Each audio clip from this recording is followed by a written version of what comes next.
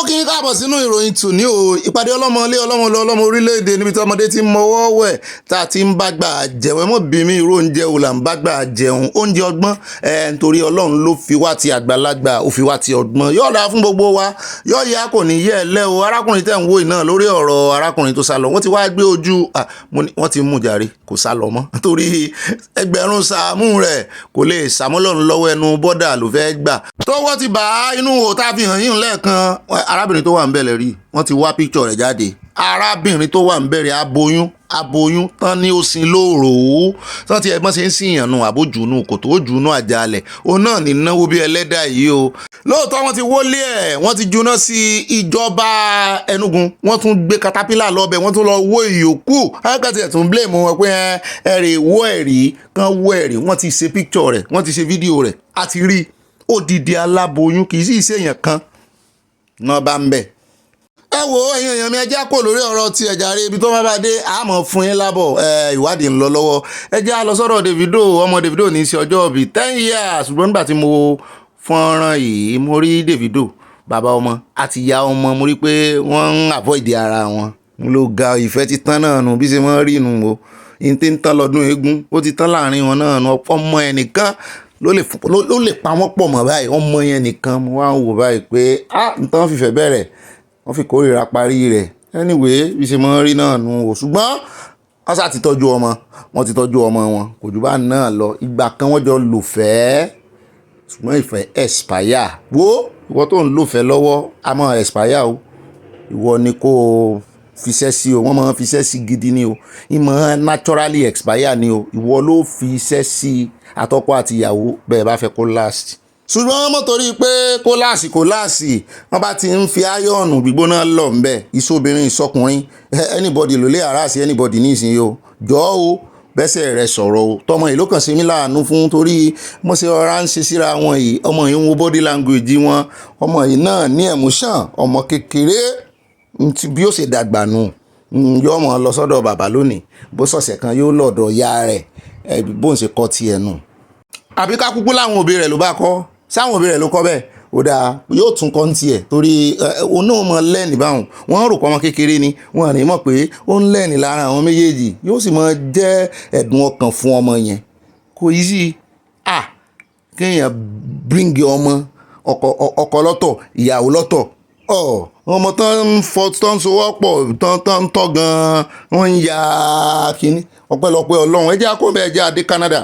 Lọ́dọ̀ àwọn ọmọ yìí náà là ń lọ o. Brothers and sisters ni wọ́n, àfi wọ́n ṣe pé ọlọ́pàá léra wọn lórí làwọn èèyàn bá bẹ̀rẹ̀ sí kígbe pé ẹ ti bàjẹ́ jù ẹ̀yin ọmọ Nàìjíríà tán bí sí ìlú òyìnbó bẹ́ẹ̀ ṣe máa ń ṣe nìyẹn. Wọ́n lẹ̀ tiẹ̀ mọ́ pé ọlọ́pàá fáwọn òbí nǹkan kò sẹ́ńtẹ́ ìlépa ọlọ́pàá fún ẹ kó wọn wá sí Nàìjíríà ẹ jẹ́ kán wá lẹ́ẹ̀mú ni gbọ́ di ọ̀rọ̀.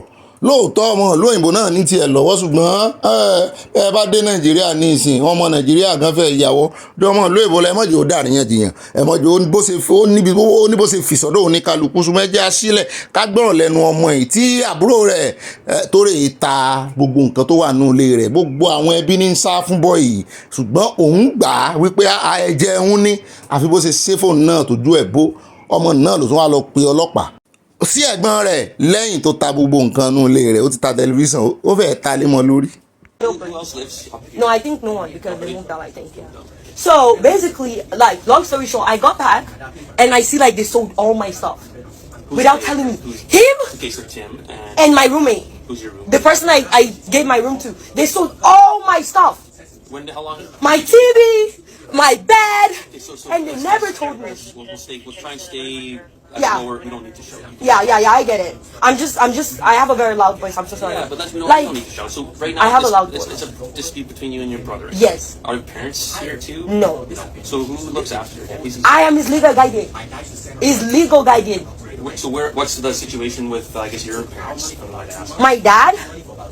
I don't even know where he is. And this is the problem, right? I am not the only one that has a problem with him. My dad left him because he can't deal with him. My sister refused to take him. I was the one who took him. And now he sold all of my stuff. So again, I'm so sorry. Like, I'm just so... I just go back. Like, this is my bag. I just go back.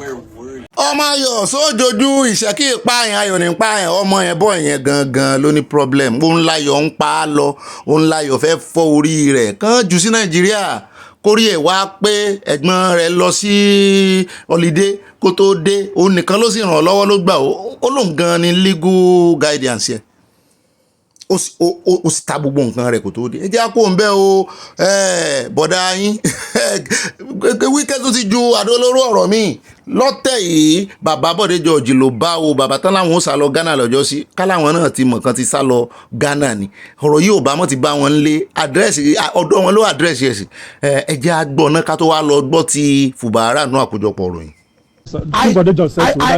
How can he say so? I read what he said. If an old man has no job, sit down in your house and read the newspapers. Bọ̀dé George said PDP made me. Ó ní kó jókòó kó máa ka newspaper wá fún bàbá Bọ̀dé George ẹ̀yin náà. Party cannot make you. You are the one that will make the party popular to win the election. Party. Now I'm coming, sir. Party cannot say we are popular. It is you, individuals, that will make the party to be popular. Look at it this way. I agree that PDP made me. Ask Bọ̀dé George. Who did PDP make in Lagos? It is the party that makes. Whom in Lagos did the party make since 1999? Not one assembly, not one House of Reps, not Senate, not anything. Not anything. Not anything. And then you are talking to me who has campaigned and worked for the party to be the major party in the state and at national level. Meanwhile, in your own state, the party has never. ẹ wo ẹ mọ́ bínú ohun rẹ̀ gan ò jákè àmẹ́lẹ̀ kìíní tí wọ́n ń skip ẹ wo ẹjẹ́ àdọ́dọ̀ Balógun of Lagos kọ́ ní bọ̀dá yìí mo mọ́ ẹgbẹ́ tó mọ́ ní Balógun of Lagos wọ́n ti dá sí ọ̀rọ̀ ààrẹ Tinubu àti Sanwó-Olú o ààrẹ náà sọ̀rọ̀ sí o wọ́n tàbùkù ààrẹ o wọ́n ní ààrẹ ẹ ṣàfẹ́ trendy ẹ wo ohun tó wà lẹ́yìn ẹ̀fà òjòjé lọ o tó wà lẹ́yìn láàrin ààrẹ Tinubu àti Sanwó-Olú ojú bẹ́ẹ̀ lọ àwọn gómìnà yẹn mọ̀dà sọ̀rọ̀ wọn o èyí tó ti jẹ rí tẹ́lẹ̀ tí ń ṣe baba-salẹ àtẹlẹ́ tí ń jẹ lọ́wọ́ wo ó kọjá ntẹ̀yàn lè fojú lásán rí the more you look the less you see ni o alágbára ní tilẹ̀kùn gbọ̀ngbọ̀n bẹ́ẹ̀ náà sì ni alágbára àwọn náà ní jẹun ìta láwa ẹja gbọ́rọ̀ lẹ́nu Balógun of Lagos. níbi tí ẹ ti lọ commission 30 kilometres out of 700 kilometres Lagos Calabar Coastal Road ẹ gba gbogbo àwọn èèyàn ní ọwọ́ ẹ gba His Excellency Governor Babájídé Olúṣọlá Sanwó-Olú ní ọwọ́ èmi ò fẹ́ gbà pé ẹ mọ̀ọ́mọ̀ ṣe o ṣùgbọ́n tó bá yẹ pé ẹ mọ̀ọ́mọ̀ ṣe ni ẹ jókòó kẹ́ béèrè ní ọwọ́ ara yín pé tó bá yẹ pé ẹ̀yin ni wọ́n ṣe irú ẹ̀ fún ṣẹ́ lè gbà. Yorùbá ní kí èèyàn fi iná kó fi jó ara ẹ̀ wò kó tó fi jó ọmọ ẹlòmíì kó lè mọ bí ó ṣe ń rí. Èmi mọ nǹkan tẹ́ lè gbà mo dẹ̀ mọ̀ yín dáadáa pé ẹ kì í ṣe ẹran rírọ̀. Ìgbà tí ẹ wà ní gọ́vnọ̀ ní Lagos State kò sí ẹni tí ó lè bá yín dán irú nǹkan bẹ́ẹ̀ yẹn wò. That is ridicule of the highest order. Òun ni ẹ ṣe fún wa. Ẹ dẹ̀ fi wọn gbogbo ayé irú èèyàn tẹ́ jẹ́ ni. Ní ìgbà tí ẹ ń gòkè ẹ gbà fún àwọn bàbá Ìjẹ̀bú-Igbó ẹ gbà fún àwọn bàbá Ayọ̀ Adébánjọ ẹ gbà fún àwọn bàbá Ayọ̀ Adésọ̀yà àwọn bàbá Ibrahim Adésọ̀yà. So now a whole sitting governor of Lagos State ẹ̀yin gba àwọn èèyàn ní ọwọ́ wá gbà ní ọwọ́ kódà o ìwà burúkú òun lẹ́wù. ẹ gbọ́ sí òótọ́ ọ̀rọ̀ yìí ṣó wà timely torí ọ̀tọ̀ ní kéèyàn sọ ọ̀rọ̀ sí wrong time àwọn èèyàn ló wà timely wọ́n sọ wípé institution náà tàbùkù wọ́n náà rò pé àwọn tàbùkù Sanwó-Olú wọ́n ní bí ẹbí wọn míì bá tún dé orí oyè mi kọ́ mo sọ bẹ́ẹ̀ o wọ́n ní àìsàn òkè wọ́n tàbùkù náà wọ́n ní Èkó gbogbo Èkó náà wọ́n lẹ̀ wọ́n ní gbogbo Èkó wọ́n ní kì í ṣe Sanwó-Olú náà wọ́n lẹ̀ wọ́n ní gbogbo Èkó pátápátá ni wọ́n wọ́n lẹ̀ mọ́ ní wọ́n sì ń wọ́ yín lẹ̀ ni wọ́n sì wọ́ yín lẹ̀ ẹbẹ́ yìí lẹ̀ ń wòran ẹwọ ẹmọ jà tún tẹnubọ̀rọ̀ o torí àwa náà a bá tẹnubọ̀rọ̀ ní ìsìn ẹ̀yin lẹ̀ jẹ̀bi olódòdẹ ò jẹ̀bi yín o kò sì lè jẹ̀bi yín láíláí ìṣẹ́jú yín gbogbo ẹ̀ ṣe ṣẹlẹ̀ ìṣẹ́jú ẹ̀ sọ nǹkan kan ẹ̀ ń bò ẹ̀ ń bóra yín ni ó ti wá dùn náà nù ẹ wo ẹjẹ́ agbójú tí àbá mọ kúlẹ̀kúlẹ̀ rẹ̀ wọ́n ti jọ jẹ wọ́n ti jọ mu ká mọ̀ dà sọ́rọ̀ wọn. ó yà ní báyìí ẹjẹ́ sáré dé ọ̀dọ̀ ọ̀rẹ́ mi pàtàkì Bright ní Delta mo gbádùn police officer yìí ó ní mo láìkì jù ní gbogbo àwọn ọlọ́pàá Nàìjíríà Ọlọ́run ọba mọ̀ ẹ̀ ń bú mi ó dáa èmi láìkì ẹ̀ ó sọ̀rọ̀ kan lórí ọ̀rẹ́ àtọ̀rẹ́ tí ó fi oògùn sínú nǹkan mímu ọ̀rẹ́ rẹ̀ tó sì gba ọmọ oṣù méjì lọ́wọ́ rẹ̀ ó sì rèé ta.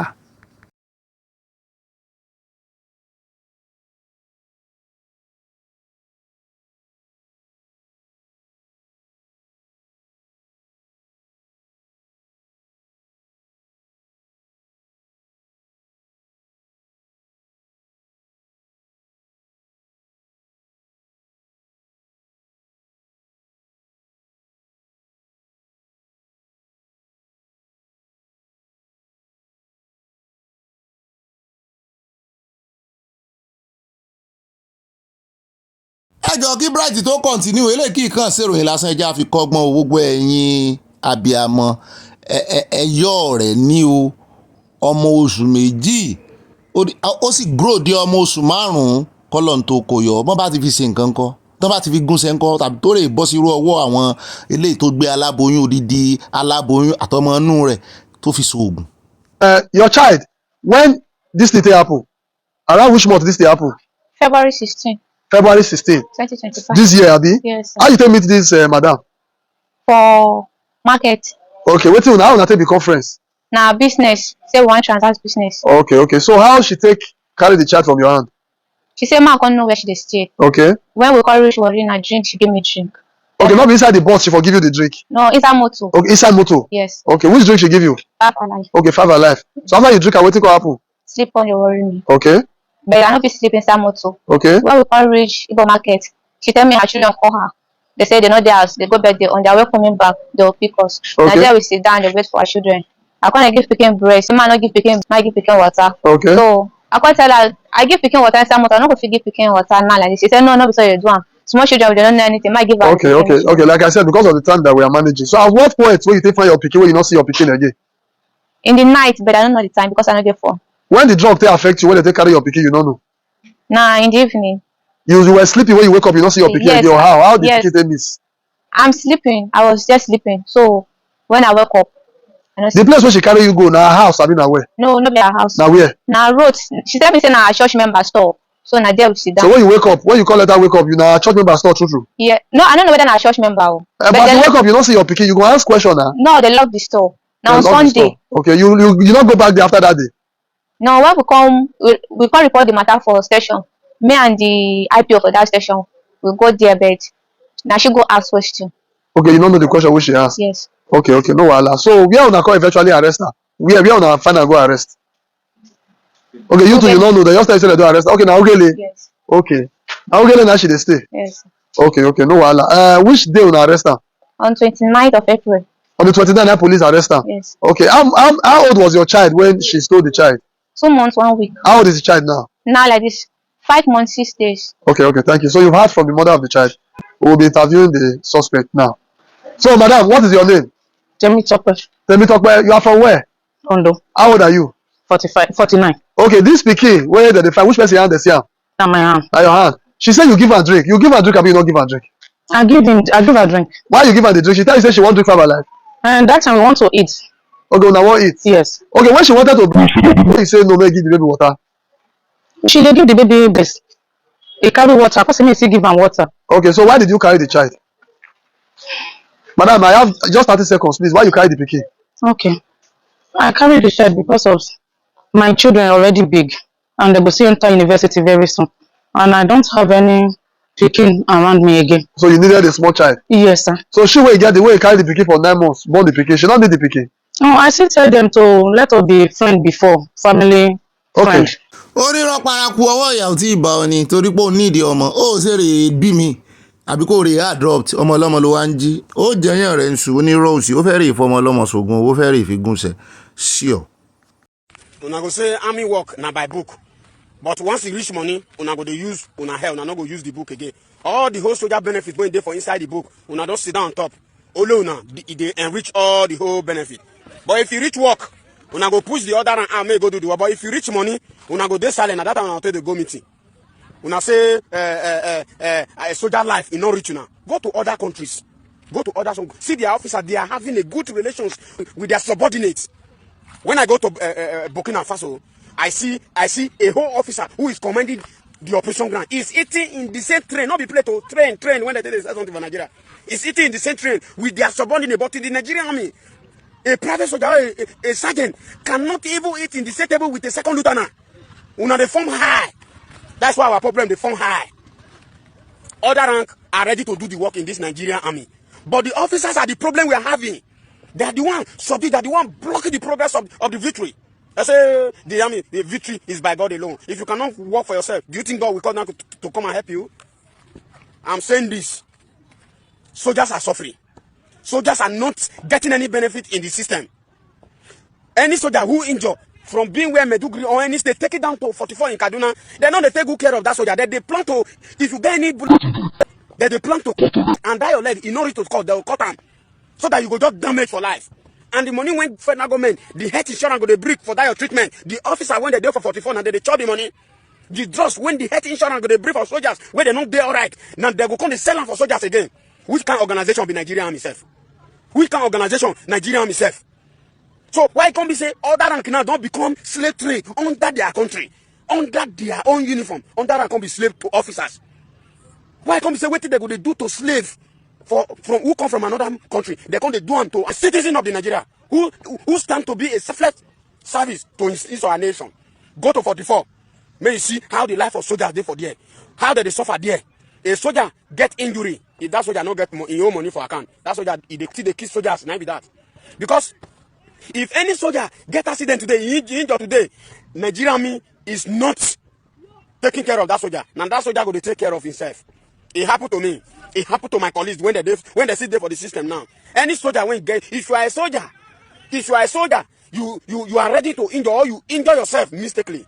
Now your salary you take. sẹ́yìn náà ti wá rí ìdí tí àwọn èèyàn fi ń sá àti táwọn òbí fi ń sá wípé ọmọ àwọn ò ní jọ iléeṣẹ́ ológun tán iléeṣẹ́ ológun náà fi ń bẹ̀bẹ̀ káàkiri àwọn èèyàn wá ń béèrè pé ṣé sójà lélẹ̀ lóòótọ́ tó tún lójú ara rẹ̀ ta ó fẹ́ kán sí òun léṣe dànù ni pé ó tún nírun gbọ̀n àwọn ò rò pé sójà ni ṣùgbọ́n nínú ọ̀rọ̀ rẹ̀ láti mọ̀ wípé ó dà pé ó ti fi sí ológun lẹ̀ bóyá private sójà ni àsámọ̀ ṣùgbọ́n gbogbo ọ̀rọ̀ tí ń sọ náà àti bí ṣe ń sọ àmọ̀ wípé ó ní experience ó ti bọ́n jẹ́ ó ti bọ́n mu bẹ́ẹ̀ náà ní yakayaka wọn ó mú ó ṣépè gan fún wọn lẹ́yìn fídíò yìí ṣùgbọ́n kọ́lọ̀ ń jẹ́ kán gbọ́ oríṣiríṣi là ń gbọ́ rúùtù náà jáde lọ́jọ́ sí ó sọ ẹnu ẹ̀fẹ́ bóòkù tí ẹ̀pẹ́ sígbà náà lẹ́ni tó fẹ̀sùn kàn tó fi ilé ayé lẹ̀ lọ sọ́run alákejì ó ga ohun tó ń ṣe fún àwọn ọmọ ilé iṣẹ́ ológun rèé o bó ni ẹ ṣe fẹ́ kí mòrá àwọn háì wo ẹ ń bá létí kó gbọ́n tí ẹ̀mí ń sọ fún ìjọ o. Calling it kidnapping. Ipembe tombo furu. Okay, Mubanga call my still available man. I'm going to keep him somewhere, starve him, ask for money. Our brother, one of our brother was among the kidnapped people and he paid 10 million.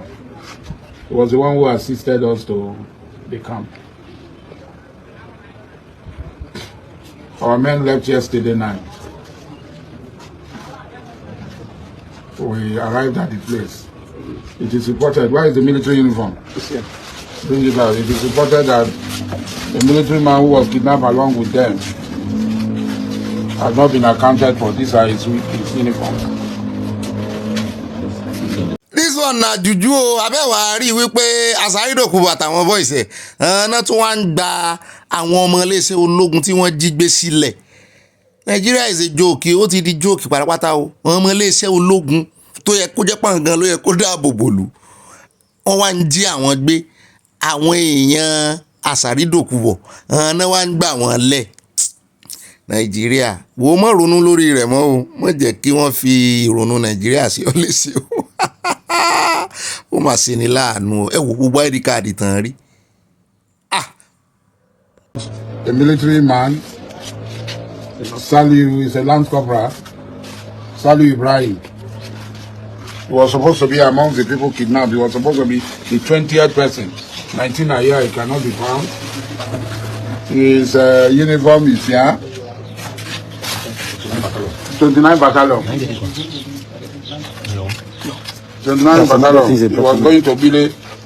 Abálájọ ìdí abájọ gangan rèé o tí ọ̀gbẹ́ni tó ń kílẹ̀ kan tó lóhun ọmọ iléeṣẹ́ ológun ni tó ní wọ́n sàwọn dáadáa wọ́n tírìtì àwọn dáadáa wọ́n fáwọn ní wẹ́fíà àwọn náà ń dá pín àwọn ọ̀gá yẹn náà ló jókòó tì lókè wọ́n jẹ́ kí kankan dọ́dọ̀ àwọn kí wàá ní mòrá àtàwọn ara ẹ̀ rèé o ṣé ẹ rí pé the same thing ni ṣé ẹ rí wípé kò purọ́. I want to pray for you. Have people around you that have money. Yes. Millionaires. Yeah, even my son. I'm coming. I was about telling you. I'm seeing something like whiskey that sang. It's my son. Wait, Balogun, I marry Mama. I'm seeing something like a musician, something like that. It's whiskey. Davido brother, friend. wo kọ́lọ̀ mọ̀ jẹ́ kí ẹnu yín kó bá yín àwọn pásọ̀ ní ó kó bá yín pẹ̀lú ìran òdì tán rìn kiri ní ìsìn ló ṣe ẹ̀wọ̀n pé ó bímọ kan síbi kan Wizkid ń gbogbo star Wizkid wà lọ́mọ rẹ̀ Davido friend ìgbà wo ni Davido àti Wizkid jọ rẹ̀ ṣé ẹ rí àwọn pásítọ̀ yìí àwọn náà kò bá àwọn tí wọ́n ń rí set up wọ́n tán máa ń set up kiri wọ́n sáà máa fẹ́ fi wórúkọ ọ̀pọ̀lọpọ̀ wọn náà mọ̀ pé irọ́ làwọn ń pa o ṣùgbọ́n wọ́n fẹ́ máa fi wórúkọ ní ìsìn gbogbo ayé ló ti ń wá ibi tí pásítọ̀ yìí wọ́n ti ń wá lórí ẹ̀rọ ayélujára ọ̀pọ̀ fẹ́ lọ bú ọ̀pọ̀ lọ fẹ́ lọ sọ̀rọ̀ sí ẹ wá wo orúgbùdù tàn dálẹ̀ bọ́n ṣe dá ti Pasuma náà lẹ̀ títí rẹ̀ sọ́mọ òní mọ bàbá rẹ̀ bàbá òní mọ ọmọ rẹ̀ láyé tí DNA ti ṣíìpù yìí.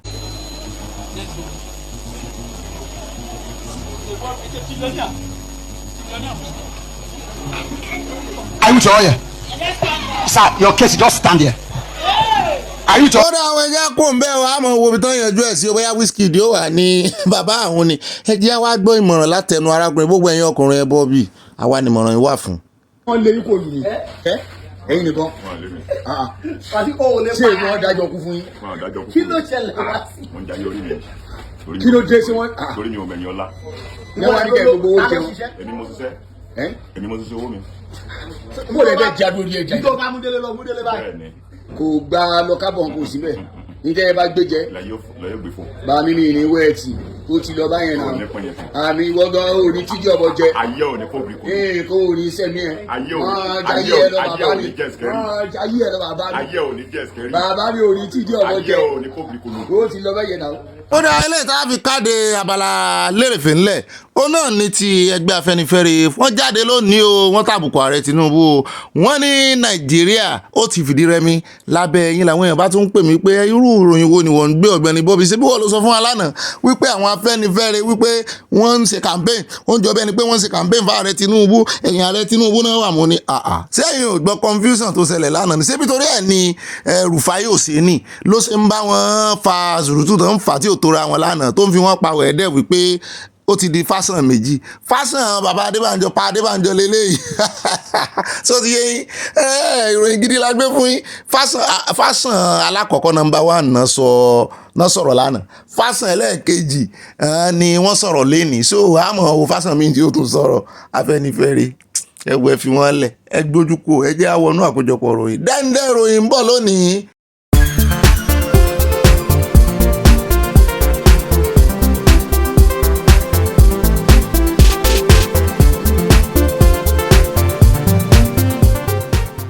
ẹni tí ó bá múre kò lè dúpẹ́ oore ẹni tí ó bá múre kò má lè dúpẹ́ oore alẹ́ ni tí ó bá múre aláìmoore èèyàn kò lè dúpẹ́ oore in fact kéèyàn máa fi orí ṣe fọrùn ṣe fún ẹni tí ó bá ti múre kò lè láéláé dúpẹ́ oore èmi Ọ̀gbẹ́ni Bobby yìí múre èmi ń dúpẹ́ oore àyà ìwọ ńkọ́ olóhùn múre àyà ń dúpẹ́ oore ẹ̀yin olólùfẹ́ mi múre àjọ ń dúpẹ́ oore torí ẹni tí kò bá múre kó má lè dúpẹ́ oore.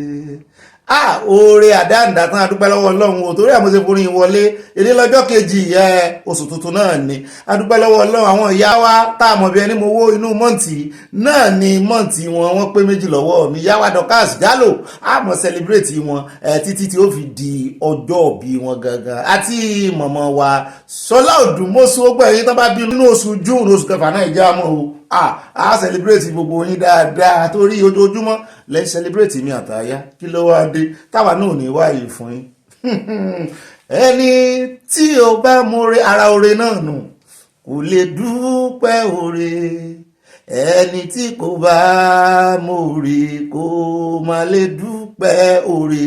Èèyàn kan náà sọ̀rọ̀ fún lọ́jọ́ sí ló bá fi ẹni tó sọ̀rọ̀ fún lẹ̀ ló bá rìn dúpẹ́ lọ́wọ́ Ọlọ́run lọ́lọ́run bá lè padà.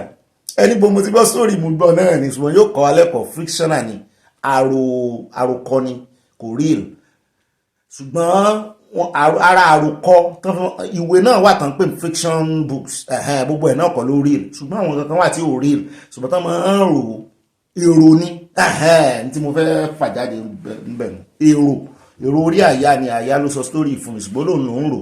Ní arákùnrin kan sóore fún un ó ní ṣùgbọ́n Ọlọ́run ni òun rè bá orí ìdúpẹ́ lọ́wọ́ ó fi ẹni tó sóore tọ́lọ́run rán sí ilẹ̀ ó fi ilẹ̀ báyìí ó sì gba ẹgbẹ́ rẹ̀ kọjá ó sì rè bá Ọlọ́run pé Ọlọ́run dúpẹ́ ẹni tó rán sí mi yìí Ọlọ́run bá lè padà pé dìde n ò gbóore rẹ wọ́n ní àkílódé ìwọ Ọlọ́run ìwọ ló sóore fóun ìwọ ló wọnú arákùnrin Ọlọ́run bá sọ pé rè dúpẹ́ lọ́wọ́ ẹni tó sóore fún ọ èmi mo wọnú rẹ̀ lóòótọ́ ṣùgbọ́n dúpẹ́ tara rẹ̀ dúpẹ́ lọ́wọ́ mi.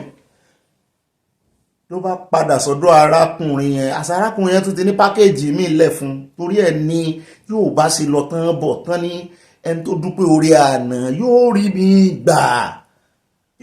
gbà wo Ọlọ́run lè ti ṣoore fún ọ tipẹ́tipẹ́ káwọn èèyàn sì mọ̀ ṣàgídí ṣùgbọ́n tó bá wọnú èèyàn yẹn tó rí ọkàn tiẹ̀ náà pé wọ́n náà mo oore sí èèyàn mo mọ oore yín mo dúpẹ́ lọ́wọ́ yín gan-an ni mo tara yín dúpẹ́ lọ́wọ́ Ọlọ́run ẹ ṣeun tí ẹ̀ ń fààyè lẹ̀ ń lò ṣé àwọn sọ̀rọ̀ ọ̀dàsàfẹ́fẹ́ àìmọye àwọn èèyàn lórí ẹ̀rọ ayélujára àìmọye àwọn èèyàn yẹ pé wọ́n mọ̀rọ̀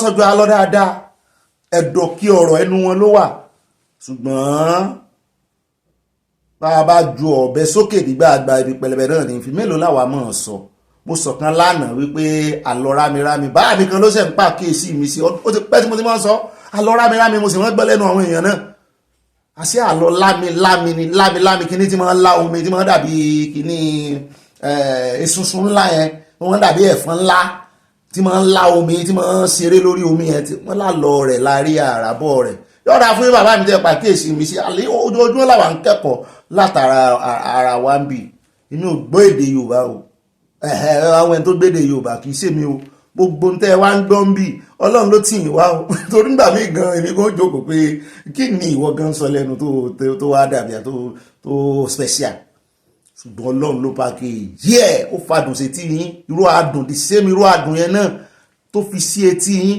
ló fi sáhàn tèmi náà adùn wá wọn àjọ pàdé ara wọn magnet ara wọn pọ̀ ìyún ò ní ohun tó fi ń ṣiṣẹ́ nu o n ò gbọ́ èdè kankan n ò gbọ́ Yorùbá débì kankan ó dá gbogbo ọláyìn náà ládápàá ìdí ọ̀rọ̀ orin tá a fi wọlé náà lábádébẹ̀ ládápàá sọ́dọ̀ Ọlọ́run tó rà mòrè náà ni túmọ̀ ẹ̀ náà ni wípé àwa ò mọ nǹkan kan Ọlọ́run ni Ọlọ́run ni kẹ́ ẹ máa bá ń dúpẹ́ lọ́wọ́ rẹ̀ ó dá àwọn ẹja wá ẹjẹ ń dúpẹ́ lọ́wọ́ èèyàn tèmi náà torí kọ́lọ̀ mọ́ lèmi padà pé ó yára ìdúpẹ́ lọ́wọ́ mo dúpẹ́ ẹ ṣeun lónìí ọjọ́ kejì inú oṣù kẹfà adúpẹ́ lọ́wọ́ Ọlọ́run a tún ti gbẹ́sẹ̀ lé àkàbà kẹfà ó sì ń lọ smoothly àní kọsẹ̀ àní ṣubú nínú gbogbo àwọn ìdílé tí ìjọba Nàìjíríà ò bá kẹ́dùn Ọlọ́run ò ní ká ìmọ̀ wọn kò ní kémi náà mọ̀ wọn mo dúpẹ́ pé òkun ó dá owó ilé ìtẹ́rí lábala lérèfé ayọjú lójú wíńdò ní o àṣàbòsí díẹ̀ agbébòrùn díẹ̀ eléta àwọn àmọ́ wọnú àkórí ìròyìn lọ ní sankaná súnmọ́ ká tó wọnú àkórí ìròyìn ẹjẹ́ sáré kíra mi nífẹ̀ẹ́ rẹ̀ jogi èmi náà ni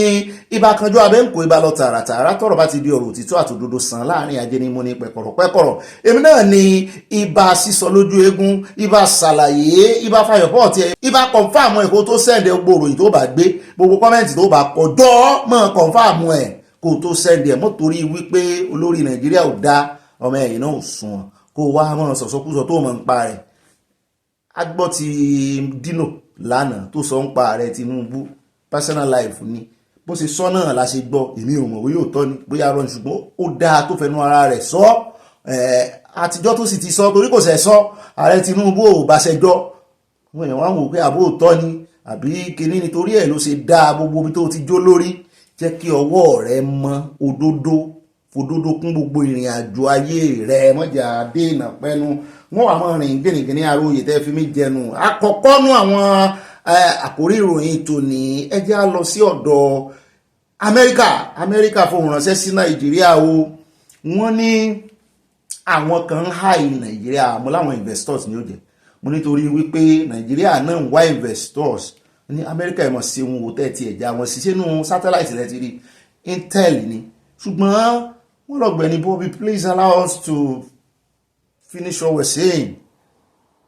Mo bá dákẹ́ mo ní mo gbé ìbò ní mo ṣáájú yín àbí mo ń bẹ́ èmi ọ̀yà. Wọ́n ní àwọn kan àì Nàìjíríà mo láwọn wòṣẹ́ wọ́n lè ju investor wọ́n fẹ́ wá dókòwò Nàìjíríà ni wọ́n ní àwọn agbésùmọ̀mí. Mo ní ládùúrúṣẹ́ láàbí tó ti ń ṣe wọ́n tún àì Nàìjíríà ti wá dilẹ̀ ọlọ́ràá fún agbésùmọ̀mí. Ṣùgbọ́n kí lẹ́yìn wò láti jọ fáwọn fún ìjọba Nàìjíríà ní tẹ́ àti pé kí ni interest tí yín náà. Wọ́n ní kì í ṣe Nàìjíríà nìkan náà high, wọ́n ní wọ́n high west coastline ní Africa, wọ́n ń bọ̀ láti Sahel, wọ́n dárúkọ àwọn orílẹ̀-èdè mẹ́ta tó wà tí wọ́n ti ń bọ̀, wọ́n ní Niger, Burkina Faso àti Mali kọ́ ní kẹta, wọ́n ṣàdárúkọ mẹ́tẹ̀ẹ̀ta mọ́ àwòrán àwọn tó ṣe kó nù àjọ ẹ̀kọ́ wá sí rè ká tó wí ká tó fọ̀ láti ń gbọ́ awuyewuye lápá ibì kan náà lẹ́yìn wọn náà kan ń bọ̀ wọn ní ẹmọ́dán lóhun irọ́ náà ń pa o, wọ́n fẹ́ wá lo Nàìjíríà láti àtáàkì àwọn ni mo lẹ́yìn wo rèé kí ló kọ yín French náà ń sọ náà bá túmọ̀ ẹ̀ mo ní kọ́mẹ́ntù tàpẹ́ wọ́n ní tàpẹ́ ṣùàṣọ́ àmìzù ìtẹ́ ẹ̀gbọ́ French ẹ̀yin oní Faransé wọ́n ní gbogbo ọ̀nà náà ń wá láti tágẹ́ẹ̀tì olórí àwọn. Mo ní story tí ń yàtọ̀ wọ́n ní kò yàtọ̀, mo ní ó dá wọ́n gbé wá sáàrin ẹ̀yin tèmi ẹ̀yin ọlọ́gbọ́n ẹ̀yin olóye kẹ́ ẹ jẹ́ kájọ fojú sunùkùn wò ó kémi fojú ọmọdé tèmi wò kẹ́yìn náà fojú àgbà wò ó ṣe jẹ́ da ìní Amẹ́ríkà ṣe wà ń sọ fún Nàìjíríà àti pé sọ́n ti máa ń fún Nàìjíríà ní Intel tẹ́lẹ̀ bóun náà ṣe mọ̀ sán wo èrò ọkàn àwọn agbésùmọ̀mí ni wọ́n sì ní sátáláìtì ní kíní lóòótọ́ Ọlọ́run ló mọ bí tá ti rí Intel. Ṣé ìjọba Nàìjíríà ó gbé ìgbésẹ̀ lórí ilé ìbáyìí torí àìmọye ìlú ló ti ń fún wọn ní Intel tipẹ́ lóòótọ́ náà sì rèé kò tí ẹ̀ ní ìdí Intel kò ní ìdí philosophy kò ní ìdí pé wọ́n ń ríran sí èèyàn kéèyàn tó mọ̀ wípé wọ́n ń rọ́ wá. Ṣé ìjọba Nàìjíríà wà gbéná kojú àwọn tí wọ́n ń gbàbọ̀dè bógiri ò bá lanu aláǹgbá ò lè wọ́bẹ̀ ibì kan náà ń gbà wọlé àti pé kí ni nǹkan tí wọ́n wá tán wá Nàìjíríà àwọn tó fẹ́ wá dókòwò wọn àì Nàìjíríà àwọn agbésùmọ̀ ìlú wọn àì Nàìjíríà à ń bọ̀ ń bẹ́ẹ̀ gbogbo tí USA sọ ìdí táwọn náà ṣe ní interest ń bẹ̀ á sọ kúnnákúnná párápò ń bẹ̀ tán bẹ́ẹ̀ náà láwà sáré dé inú ìròyìn tí ó mọ̀ tẹ̀lé o ẹjẹ́ á dé bẹ́ẹ̀ náà lásáré dé ìpínlẹ̀ Rivers níbi tá a ti gbọ́ pé wọ́n ń ṣe àjọyọ̀ ọdún 58 years mo ní tí kí ní ṣẹlẹ̀ tí wọ́n dá ìpínlẹ̀ Rivers ilẹ̀ mo ní ó mà ṣe o ẹni tó wá jẹ́ gómìnà wọn ò sí lórí oyè wọ́n ní ṣe bí fìdíhẹ́ kan wà ń bẹ̀ mo ní ẹni tó jẹ́ gómìnà gan ló yẹ kó ṣe ó yẹ kán fà á gan wọ́n ní bóyá bí ó bá fi di 60 àti wípé àwọn náà ń wo ibi tí ọ̀rọ̀ sì máa já sí torí bá ṣe ń sọ̀rọ̀ yìí Wike gan ó tún grant interview lọ́wọ́ mo ní ó ti wá ń di gbogbo ìgbà rẹ̀ ọmọ Rivers lòun náà bá fẹ́ bá kọ̀ bó ti ẹ̀jẹ̀ wípé ìjà tó ṣẹlẹ̀ láàrin òun àti Fubara Ọlọ́run ti yanjú ẹ̀ díẹ̀díẹ̀ àwọn boys bá jáde náà wọ́n ń pariwo àmú ibi tó ti ọ̀rọ̀ wọn wá fún yín ẹ̀hónú wọn sẹ̀hónú wọ́n ní àníkí ààrẹ Tinubu kó rí sí ọ̀rọ̀ àwọn òfin àjèjì kó a mọ̀ ìjọba lé àwọn lórí ń bẹ̀ mọ̀ wọ́n ní kó dá gómìnà wọn padà bẹ́ẹ̀ náà ni bàbá tí kò ń bẹ̀ àmú ọ̀rọ̀ Wike wá kí ni Wike tún sọ in relation to gbogbo tí ń lọ lórí ọ̀rọ̀ Rivers méjèèjì àmú àfòyín lónìí náà ni kò ní dọ́là bàbá kó ń bẹ̀ tán á sàrédé ọ̀dọ̀ rẹ́nà mọ́kìrì ọ̀rọ̀ tiẹ̀ pín sí bíi méjì àkọ́kọ́ mẹ́ta gan ló pín sí rẹ́nà mọ́kìrì sọ̀rọ̀ lórí Peter Obi ó ní onímọ̀nà fíkì ní Peter Obi ó sọ̀rọ̀ lórí Àtíkù náà ó ní gbogbo conspiracy wọn gbogbo ọ̀tá méjì tán ń wá ọ̀tá kúnra tán ń fọwọ́sowọ́pọ̀ lórí ààrẹ Tinubu ó ní kò lè ṣẹ ó ní kán sòtọ́ ọ̀rọ̀ fẹ́yìn ọmọ Nàìjíríà ó ní tán bá máa di olórí wọn á di olórí pé irọ́ náà ń pa káàkiri mo ní ò sí àwò ẹnu tiẹ̀ náà dùn kò sẹ́ni tó gbọ́ mọ́ pàápàá jùlọ lórí ọ̀rọ̀ ìwà àti Natasha ó ló ti ẹ̀dá tí mo rán létí ó lóun ó tún fọ́nrán ti Natasha òun ó tún play pé Natasha ń sọ ní ìsìn ó sọ níjẹta lọ́dọ̀ Adéọlá Fáyẹ̀hùn wípé òun ò fẹ̀sùn sexual harassment kan òun rí pé ibi tó ti sọ bó ṣe lo language ẹ̀ òun ò fi síta mọ́ ni ọ̀dà àjọgbọ̀ á mọ̀ bóyá Natasha náà ní lọ gbọ́ ẹ̀yin ọlọ́gbọ́n gbọ́ ẹ̀yin olóyè ìyá mi Tina Parker mo ní ìdí yín bí torí èbó tí Natasha náà fọ̀ ṣé a lè sọ wípé à ń bọ̀ ń bẹ́ àáfi fọ́nrán yẹn hàn nínú àkójọpọ̀ ròyìn torí ìbò tó náà fọ̀ ó ní flirtatious ó ló flirt pẹ̀lú òun sáà lè pè yún ní sexual harassment á play fọ́nrán yẹn à ń bọ̀ ń bẹ́ ò torí Natasha lóhun òun àlẹ́ẹ̀jì ẹ̀ ó sì lọ́ àlẹ́ẹ̀jì òun àná ló ṣe fi fọ́nrán yẹn síta pé ká tún wò ó pé ṣé kì í ṣe sexual harassment bó tẹ̀ jẹ́ pé Natasha ò dárúkọ sexual harassment directly kò lámọ́lẹ̀ ṣùgbọ́n tó bá lẹ́yìn flirt pẹ̀lú èèyàn àwa náà ṣàlàyé o ṣùgbọ́n àkọ́kọ́ gbọ́ lẹ́nu yẹn bá wa fi ọgbọ́n àgbàdà sí i káwa náà ká tó ṣe ọlámọ ní kọ́mẹ̀ntì yín ó tó sọ yẹn ó dá á ṣe àtótónu ńlẹ̀ di kọ́mẹ̀ntì yín ṣùgbọ́n àtúmú yín dé ibi tó ti sọ̀rọ̀ sí Peter Obi àti Àtíkù ẹ jẹ́ á sáré yán ti Peter Obi nínú àkójọpọ̀ ròyìn àmọ́ mú méjèèjì wá lẹ́kùnrẹ́rẹ́ níbi tó ti sọ̀rọ̀ tó ga ojú rẹ̀ sí kámẹ́rà ni ó ní sẹ́ mọ̀ wípé Peter Obi shareholder one of the big shareholder ó ní shareholder ńlá ni ní báǹkì kan ó lóun ò ní dárúkọ báǹkì yẹn ó ní ká lọ wo profit report annual report ti báǹkì yẹn fi síta ó ní wọ́n jèrè ó nítorí ẹ̀ ló ń ṣe ń kọrin ẹlẹ́kọ̀ọ́ dèrè ṣe bó ló jèrè pé Peter Obi wá jáde ń tàbùkù ẹkọ́nọ́mì Tinubu pé ó sì wà lára àwọn tí ń jẹ nínú ẹkọ́nọ́mì Tinubu in fact ó kó èrè pé ẹ lọ wo iye tí báǹkì declare fún Peter Obi lábẹ́ ìṣèjọba ààrẹ Tinubu pé ó sì ń tẹnu àbùkù bá ẹkọ́nọ́mì ó sì ń jèrè lára ẹkọ́nọ́mì mo ní ó dáa torí eléyìí tó sọ iná láti gbọ́rọ̀ rẹ̀ àwa náà fẹ́ ka ọ̀rọ̀ rẹ̀ sí mọ́tẹ́lẹ̀ torí ìwọ náà ẹnu rẹ̀ wọ́n sọ̀rọ̀ bí ẹ ti ń jẹ súgbó náà ni psychologically bàbá sì wọ̀ dáadáa ẹ bá ń pe àǹtí Pèsíwà àwọn ni wọ́n gba doctorate nínú education psychology wọ́n wá bá ń wo body language ẹ̀ bóyá òótọ́ ni ń sọ bóyá rọ́ ni ó yẹ kí àǹtí Pèsí lè mọ̀ dẹ́n tí bá ń parọ́ mọ̀ torí àwọn náà ti di doctorate à ń bọ̀ ń bẹ́ẹ̀ à ń méjèèjì wá fún yín ibi tó ti sọ̀rọ̀ sátìkú àti Peter Obi àti lórí ọ̀rọ̀ Natasha torí Natasha ó farahàn lọ́la o kí Natasha náà rí ìpípẹ́ alẹ́ lórí ẹjọ́ ẹ̀sùn tán tó fi kan Akpabio Yàyà àti tálẹ́ ní kẹta yẹn náà wọ́n tà pé mẹ́ta báwọn tó ní wọ́n fẹ́ pa òun defamatory à ń bọ̀ bẹ́ẹ̀ lónìí náà bẹ́ẹ̀ náà ni wọ́n tún dárúkọ wípé ọ̀rọ̀ ẹ̀yà pé ó tún sọ pé wọ́n fẹ̀sùn kan sí àbọ̀dá apáni wípé wọ́n gé ẹ̀yà èèyàn wọn sí ó ní òun ò mẹ́nu bà á òun ò tiẹ̀ sọ́kàn mú ibi tóun ti sọ jáde ókè dúrù Sanda dúrù lẹ́lẹ́kẹta ìyẹn ò ló fẹ̀sùn kan gbogbo ọlá sáà ní pátápínra rẹ̀ ṣùgbọ́n a mọ̀ bí ọlá ó sì rí látòní náà ni pátákó mẹ́ta àdénú stúdíò amúfọ́nrán kan wá fún yín lánàá tó fẹ́ dìjà láàrin Rufai àti Dr. Abati ìjẹta àti mú wa tó fẹ́ dìjà láàrin Rufai àti Dr. Abati tí Rufai ń béèrè lọ́wọ́ Minister of Works Sumai tán sí títì ní àná yìí wọn àtàrẹ níjẹta ìjọ òdì ẹ̀nà sí títì gan àná náà ni tán àtàrẹ Tinubu tán sí títì láìpẹ́ yìí tán sí 30 km nínú coastline Calabar Lagos coastline ó bí láwọn ìbéèrè kan wípé èlò lẹ́nà gan per 1 kilometre èsì wo lẹ rò pé mínísítà dáhùn wọ́n ní 4 billion naira per kilometre 4 billion naira per kilometre times 760 kilometers tẹ́ bá mọ iye tán náà kán mọ́ ṣe títì ní 4 billion lóòótọ́ ibi tán gbé gbà mò ń rí omi òkun náà tó ń sàn wá báyìí mo ní títì ti súnmọ́ omi òkun jù ọjọ́ kankan lẹ́ẹ̀jì lẹ́rìí pé omi òkun ti wọ́ títì lọ bẹ́ẹ̀kún omi bá lọ yadé Èkó tẹ́lẹ̀ wọ́n ti ń fún yín ní signal lórí ọ̀rọ̀ Èkó wọ́n ti ń fún yín signal lórí ọ̀rọ̀ Èkó ẹ wá wo títì tẹ́ tún lọ sí ẹ wo level tẹ́ fi ṣe sí òkun òkun bá lọ ya ńkọ́ tó gbé gbogbo títì lọ wọ́n wá sọ pé 4 billion yẹn gan jẹ́ normal price ni o wọ́n níbi táwọn bá ṣe bridge sí wọ́n ní irú ọ̀dọ̀ Dangote ní ìsìn pé àwọn fẹ́ ṣàwọn bridge kan torí àwọn trailer ní ń wọlé ní jáde àwọn ò ní gbà kí traffic mọ́ mú ń bẹ̀ gbogbo bridge flyover táwọn ò bá ṣe ń bẹ̀ hùn wípé yóò ju 4 billion naira lọ per kilometre mo ní 4 billion tẹ́bí sì ń pa àwọn èèyàn ń lù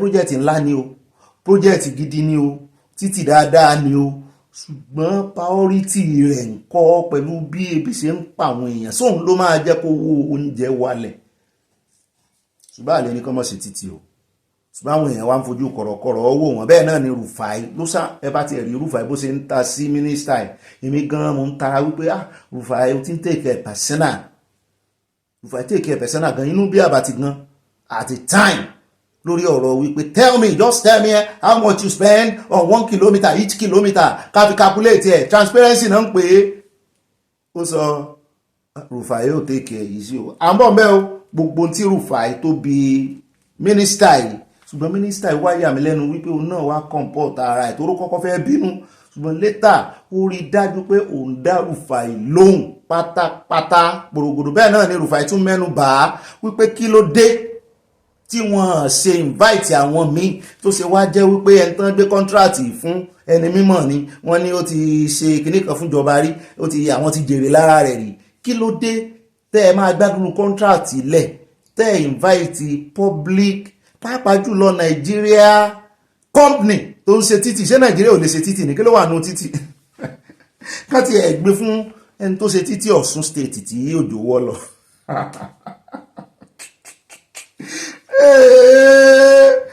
ètè sọnù arímúe à ń bọ̀ ń bẹ̀ á mú ọ̀rọ̀ Rufai wá fún yín lónìí náà ni kò ní dọ́là bàbá kò ń bẹ̀ tán bẹ́ẹ̀ náà ni bàbá kò ń bẹ̀ tán á mú ìròyìn àwọn tó fẹ́ ṣèwọ́de wá ní June nínú oṣù yìí ọjọ́ wo ni June 12 mo ní democracy day kọ́ wọn níbẹ̀ ni wọ́n fẹ́ ṣe ìwọ́de take it back mo ní ṣe ìṣèṣìwò rẹ̀ wọ́n ní kí wọ́n ti conclude bá dénú àkójọpọ̀ ròyìn àmọ́ kí ló dé tán fẹ́ ṣe ìwọ́de kí nìdí at this time ṣèjọba gbọ̀n láàyè ní time tán ti ṣe cyber criminal whatever àwọn nísìn ṣé wọ́n gbà wọ́n láàyè kan ṣe ìwọ́de protest àbí àwọn náà ó gbé àwọn míì kalẹ̀ tí ó di ìwọ́de di méjì àwọn anti àtàwọn pro àmọ́ wò á fún yín lábọ̀ ṣùgbọ́n àjẹyìn àmọ́ wò ṣùgbọ́n àmú ìròyìn wá lórí rẹ̀ bàbá kó ń bẹ̀ tán ìròyìn tí ó mọ̀ tẹ̀lé ní ìsìn àkórí ìròyìn àdè wọn tí ọ̀rọ̀ dé bá tí omi gbé ọmọ wọn lè kan ìyá kan ti ẹ̀ sọ ó lórí ibùsùn lọ́mọ òun wà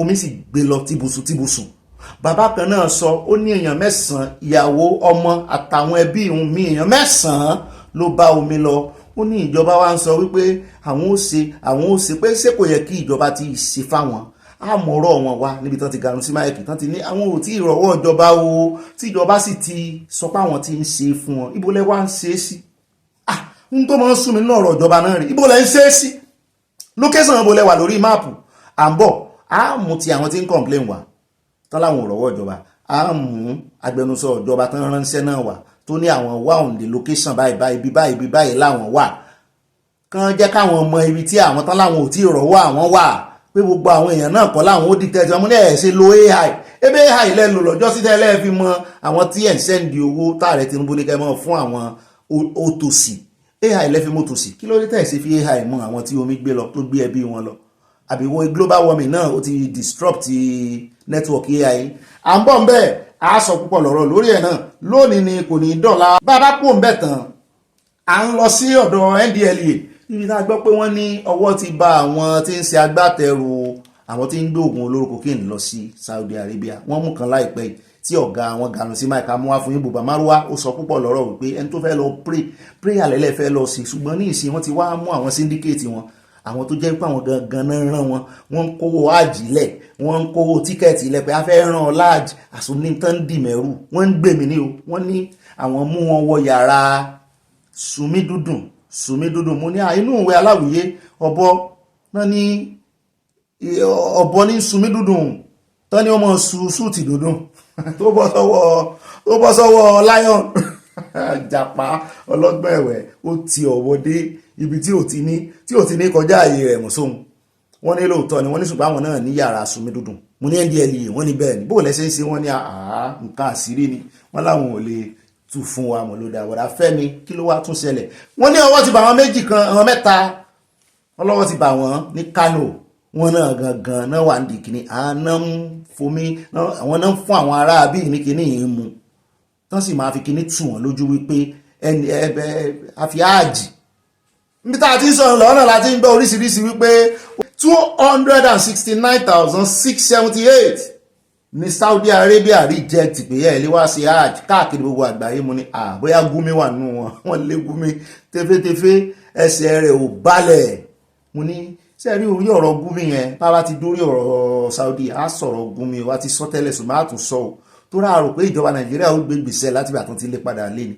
Òun náà sì dé ó tún wá ń bragado ó ní ìjọba Nàìjíríà gan ló dá sí tán fi fòun lẹ̀. Ẹ sì mọ̀ pé kò mẹ́nu bà wípé wọ́n dìpọ́tì òun àṣírí rẹ̀ tú létà ni. Wọ́n sì sọ wípé ìdí tán ṣe dìpọ́tì ẹ̀ ó ní ṣe wà related to gbogbo ẹ̀kọ́ òdì tí ń kọ́ tó ń jọmọ́ terrorism. Kí ló wá dé tí ìjọba Nàìjíríà ò gbé ìgbésẹ̀? À ń bọ̀ ń bẹ́ o torí ó tàbùkù ìjọba Nàìjíríà o pẹ̀lú bí ọwọ́jà ìjàmbá àwọn terrorist ẹ̀ ṣe ń gbilẹ̀ ní Nàìjíríà. Kí ni ìjọba Nàìjíríà fẹ́ fi hàn pé àwọn ń ṣe láti wípé à ń ṣiṣẹ́ takuntakun láti kógun já lórí ọ̀rọ̀ terrorism nígbà tán bá lè kan nínú àwọn ọmọ yín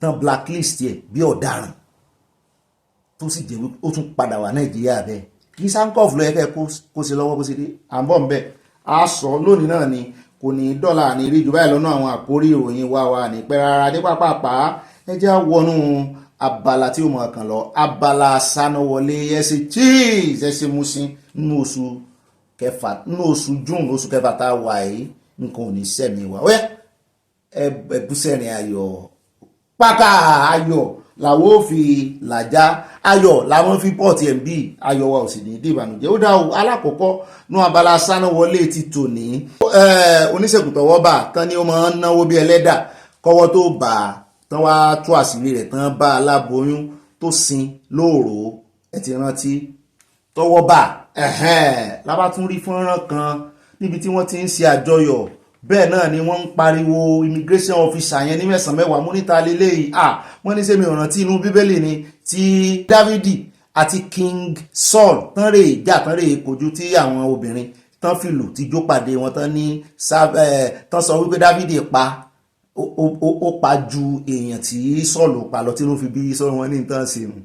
Mo ní ta náà wá ń kí ta náà ń kí wọ́n ní arákùnrin ọ́fíìsà immigration yẹn wọ́n ló ṣe bẹ̀bẹ̀ wọ́n lòun ló tú àṣírí wọ́n ní wọ́n sì fún ní owó 10 million kọjá tó fẹ́ fi 10 million bribe ẹ̀ ṣùgbọ́n tí yóò kọjálẹ̀ wípé láíláí bó bá bribe òun tó sá lọ ní ìsìn ó lè jẹ́ ìyàwó òun ló gbé lọ́la òun ò ní gbà fún ọ bó ti jẹ́ pé ó padà wà wí àtàmọ̀ yẹn arákùnrin tọwọ́ bá ṣùgbọ́n wọ́n celebrate olóòótọ́ èmi náà wá wò wípé bá bá ń celebrate olódodo sọ̀wọ́n nù Nàìjíríà bẹ́ẹ̀ bá rí kankan nù wọn já celebrate wọn wọ́n celebrate olódodo Nàìjíríà ẹ̀ ń bá ti lówó ìbá àṣírọ́ ló fi kówó jọ ìbá àṣeṣe ló fi ẹ̀jẹ̀ èèyàn kówó jọ ìbá gbogbo bí ó ti ìsàlẹ̀ ọ̀rọ̀ lẹ́gbìn púpọ̀ ní Nàìjíríà. Mo sì ń gbọ́ wọn ní òwe yẹn gan tó bá dé ìṣe pé bóyá torí pé wọ́n ní ìsàlẹ̀ ọ̀rọ̀ lẹ́gbìn pé bóyá àwọn tó lówó wọn ń tọwọ́ bọ̀bọ̀ púpọ̀ wọ́n lọ́nà méjì ni òwe yẹn já sí wọ́n ní yóò náà correct wọ́n ní kejì ni wípé èèyàn máa ń ṣe iṣẹ́ ọ̀bùn gbà míì tí ó sì fi dolówó mo ló dáa gbogbo bí ó bá já sí méjèèjì náà ló correct ẹ bá ń tẹ̀sí ilẹ̀ agbára ẹjẹ́ àwò bí wọ́n ṣe ń yin olóòótọ́ yìí àwa náà bá wọn yìn torí ìkànnù 1 million kẹ́ ẹ tó lè rí ẹni tí ó sòótọ́ nínú ẹkọ́nọ́mì mi lókàn tó sì lóhùn ní gbowó ẹ̀jẹ̀ lọ́wọ́ rẹ̀ ẹ bá ń tẹ̀sí ilẹ̀ agbára.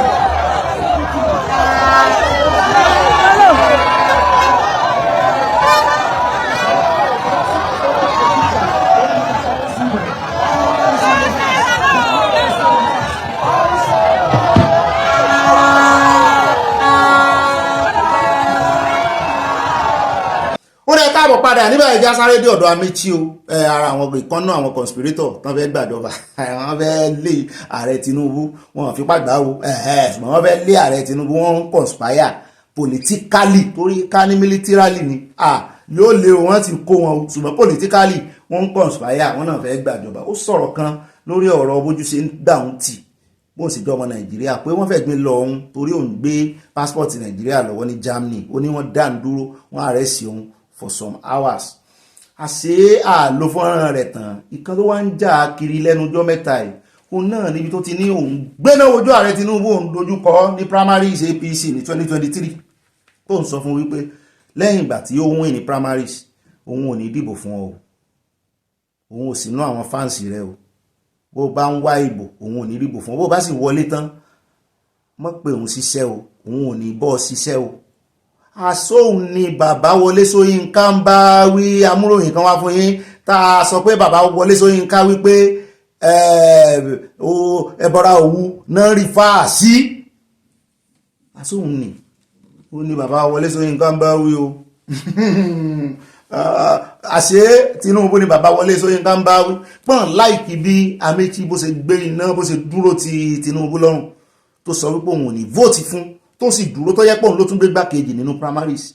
Òun ló gbé gbákejì, ó tẹ̀ jẹ́ pé ó jìnnà sí ààrẹ Tinubu ṣùgbọ́n òun ló gbé gbákejì torí kò give up. Ó ní kàkà tóun ó fi step down fún ààrẹ Tinubu. Pásọ Bákàrè àwọn náà ra tíkẹ́ẹ̀tì gbà náà, presidential ticket, wọ́n step down gbà náà, wọ́n pọ̀ tán step down. Kìnní náà step down, igbákejì Buhari, Professor Ọ̀ṣínbàjò àwọn náà step down nígbà náà. Àṣàméjì tún náà wọ́n. Àméjì ló gbé gbákejì nínú àwọn pátì wọn. Lọ́rọ̀ kan bá ń tẹ́sí lábẹ́rẹ́ jádọ̀ rẹ̀ náà Amechi. Mo rò pé mo ti ṣe àtúnṣe bí àṣìṣe tí mo ṣe níjẹta wípé bàbá Wọlé Ṣóyínká wípé ẹbọra òwú náà ń bá wí, olóró rẹ̀ náà ń bá wí o. Ẹ bá ń tẹ́sí pápápá àròjọ mùsùlùkùn ká gbọ́rọ̀ lẹ́nu Amechi fúnra rẹ̀ tó ní òun sọ kó Tinubu lójú wípé òun ò ní bá ṣiṣẹ́ kó mọ̀ kàn àwọn mọ́ ara àwọn mínísítà rẹ̀ o. Ó rà ẹ bá ń tẹ́sí ilé agbára. I met President Tinubu in Yola, and I told him I will not work with him, and I will not vote for him. I cannot vote for Tinubu. That is, I told him in advance. Why I'm saying this is because people in university have been writing, he didn't work for PDP, he didn't work for APC, he didn't support Tinubu. I told him in advance before the election, so it wasn't a matter of whether I did or not. I made him know that because I was convinced that there was an issue of capacity. You have raised issues here. Most of those who raise the issues of capacity, some of us who are here raising issues of capacity, are also those who vote on ethnic and religious basis, or who spoil innocent, uneducated people who are poor to voting for people for the reasons of religion and ethnicity. Ó dá táwọn padà ẹjá sáré dé ìpínlẹ̀ Èkìtì níbi tá a ti ń gbọ́ wọn ní ìpínlẹ̀ Èkìtì ti báànù sìgá mímu o ní olúùlú wọn ní akílówádé tó jẹ́ olúùlú nìkan wọn níbẹ̀ náà ti bẹ̀rẹ̀ mú ní sìgá mélòó náà mú lẹ́kìtì wá lo èbò kẹwàá ọgbọ́n sí mu sìgá tó ń bì wọ́n náà mu sìgá gan wọ́n ní ó sì ń affect àwọn olóyún ó ń affect àwọn ọmọ kéékèèké mú ní ó sì ṣẹlẹ̀ ní France náà ni July náà máa bẹ̀rẹ̀ ti France wọ́n máa ban wọn ní France èmi náà ti ẹ̀ ń gbàdúrà kan ṣe irú ẹ̀ ń bí the rate tí àwọn òyìnbó ṣe mu sìgá ó ní bọ́ ìkan tàjọ ń ṣiṣẹ́ pọ̀ ìmọ̀ mu sìgá bí ìgbà tó ń pákó ni kí ijó tán ó sì ní problem nínú ìlera rẹ̀ ṣùgbọ́n wọ́n lè gba sìgá lọ́wọ́ rẹ̀ o ìmọ̀ ń fà á yóò mọ̀ jó ní ìgbà tó bá ti wá sùn tó ti rí pòun tí ṣàṣejù ní ọba wa bá mi yóò wà mọ́ rojọ́ lódìlódì èmi wà mọ́ àpò nǹkan ṣe ọ ni èmi ò ráyè ẹjọ́ èmi tẹ́ pé bí ó sì dáa fún mi ni mò ń rò mo ṣe ń ṣiṣẹ́ mo tún wọ́n bá mi rojọ́ kíní kan yóò wà sáà agídí ní òfin mọ́ bọ́ rojọ́ lórí mọ́ sọ́kàn lójú ni bá ti ń bọ̀ báyìí tí bá ti yí ojú mi sẹ́lẹ̀ báyìí yóò ti mọ̀ pé ilé yóò ráyè tó ọ àwọn fi torí pé o fẹ́ mu sìgá ní táìmù kan èmi lọ àwọn fi pa pèrè ní o addiction wọn ó ju ti kìíní lọ wọ́n sá ní lọ́rọ̀ kan wọ́n ní wọ́n ti fẹ́ bẹ̀rẹ̀ sí ní bánu sìgá lẹ́kìtì báyìí wọ́n tán bá mú mo náà ti ṣeré Nàìjíríà kò mú lẹ́jàre wọ́n tán bá mú pò mú sìgá mo ní sìgá náà wà bámbá sìgá gan náà àwọn èèyàn gan wọn ìbẹ̀rù ayé wọn lẹ́yìn páálí rẹ̀ wọ́n ya ọkàn síbẹ̀ ọkàn tó ti bàjẹ́ wọ́n ya ntí sìgá wọn sí wọ́n tún wọ́n kọ́ síbẹ̀ wípé kí náà wọ́n kọ́ síbi sìgá yẹn náà wípé is liable to die young wọ́n máa kọ́ bẹ́ẹ̀ o the smoker is liable to die young wọ́n máa kọ́ sára sìgá o síbẹ̀ náà wọ́n sì máa mú wọ́n tún máa sọ fún wọn wípé sìgá ò lè pa wọn. According to the World Health Organization, tobacco use claims over 7 million lives annually worldwide. To combat these tactics, we must, number one, raise awareness as we are doing today. Educate the people about the industry manipulating strategies and gimmicks. Strengthen regulation, like our guy said the other time. the government must look at ourselves and see what can we do to actually ensure that regulations are made, strengthened, and enforced. The dangers in what they call harmless products. Today you see shisha, all those nicotine delivery system. But most importantly, today in Ekiti State, the Ekiti State government is making a very renouncing pronouncement about declaring Ado City a smoke-free city, which essentially means that the city will begin to enforce the laws, banning smoking in public areas, banning smoking in public places, enforcing the ban on smoking in schools and public areas. And to us, this is a significant step. Having worked nationally, internationally, we're beginning to look at subnational governments, which are very closer to the people, because what we're talking about is how people can change and drop the stick and stop smoking. And I think that's why this is extremely. ẹ̀yà Èkìtì wọn fẹ́ rí sìgá lẹ́nu wọn ibi tí wọ́n bá ti trace òórùn sìgá dé wọn ní ẹ̀rí mọ́ ọmú gbó torí ní ìsìn lẹ́yìn oríṣiríṣi wọ́n ti bá sìgá ọ̀ tobacco ẹ̀mí wàá mọ̀ bóyá bá ní eléwé o torí mo rántí sìgá eléwé oní tobacco oníkòkò onímọ̀ dáadé mi wọn mú nígbà tán wà láyé obìnrin wọn náà wọn mú oníkòkò àwọn làwọn bá wọn sá kòkò lífù ẹ̀ aláwọn bá wọn sá wọn àrùn sínú kòkò yẹn báyìí wọn á fi ẹ̀yẹ ẹ̀ná sí wọn mọ̀ fa tobacco. Ó dá o nínú abala sánáwọlé eléyìí náà la ẹja fi lè kún arákùnrin kan wà tí wọ́n ṣèpolówó mọ́tò Sarkin Motor auto náà mọ̀ pé wọ́n ní FG tiwa federal government Nigeria ìjọba àpapọ̀ wọ́n ti wá wọ̀nù ẹ̀ báyìí mo ní kí ló ṣe ní wọ́n fàwàdà ṣe ìpolówó mọ́tò ìpolówó kan tó wá ṣe ó wá fi àwọn civil servant pa wípé mọ́tò eléyìí èmi náà gbọ́ ìpolówó yẹn rí mọ́tò eléyìí kì í ṣe fún civil servant o ìwọ tó o bá ń gba 70,000 lóṣù mọ́dé sọ́ọ̀bù òun ò mọ́ ní ó ń ṣàlàyé ni inú wa ń bí ìjọba àpapọ̀ wípé wọ́n náà wọ̀nù dílà lórí fídíò kan níbi tó ti ń fi àwọn pàwẹ̀ ẹ̀dẹ̀ ń fa wọn sí yẹ̀yẹ̀ wípé àwọn civil servant ò lè afford luxury car. Ta ló ń wọ̀nù ẹ̀ wọ́n ní director general fún National Orientation Agency Lanre Isaonilu wọ́n lòun ló wọ̀nù ẹ̀ according to Nilu wọ́n ní the agency is not pleased with the recent advert put up by Sarkin Motor in a video to promote a Mercedes-Benz 2023 C300 with artificial intelligence functionalities, where he asked the question, can civil servant afford this? The AI function responded to say no, maybe in 2062. Ní civil servant yóò tó lè ra mọ́tò yẹn. Kí wá ló ń kan wọn lára ń bẹ̀? Wọ́n ní we write in reference to a video skit that you made ostensibly to promote a Mercedes-Benz with AI function which you showcase and ask the question, can civil servants afford this? And the artificial dolong, Siri dolong, no. At the time when Nigerians are passing through so much social pressure and in an environment where get rich at all costs, syndrome is a pervasive and material things are being promoted over the above dignity of labor and decent values. It is wrong to be speaking in such condescending terms about Nigerian civil servant.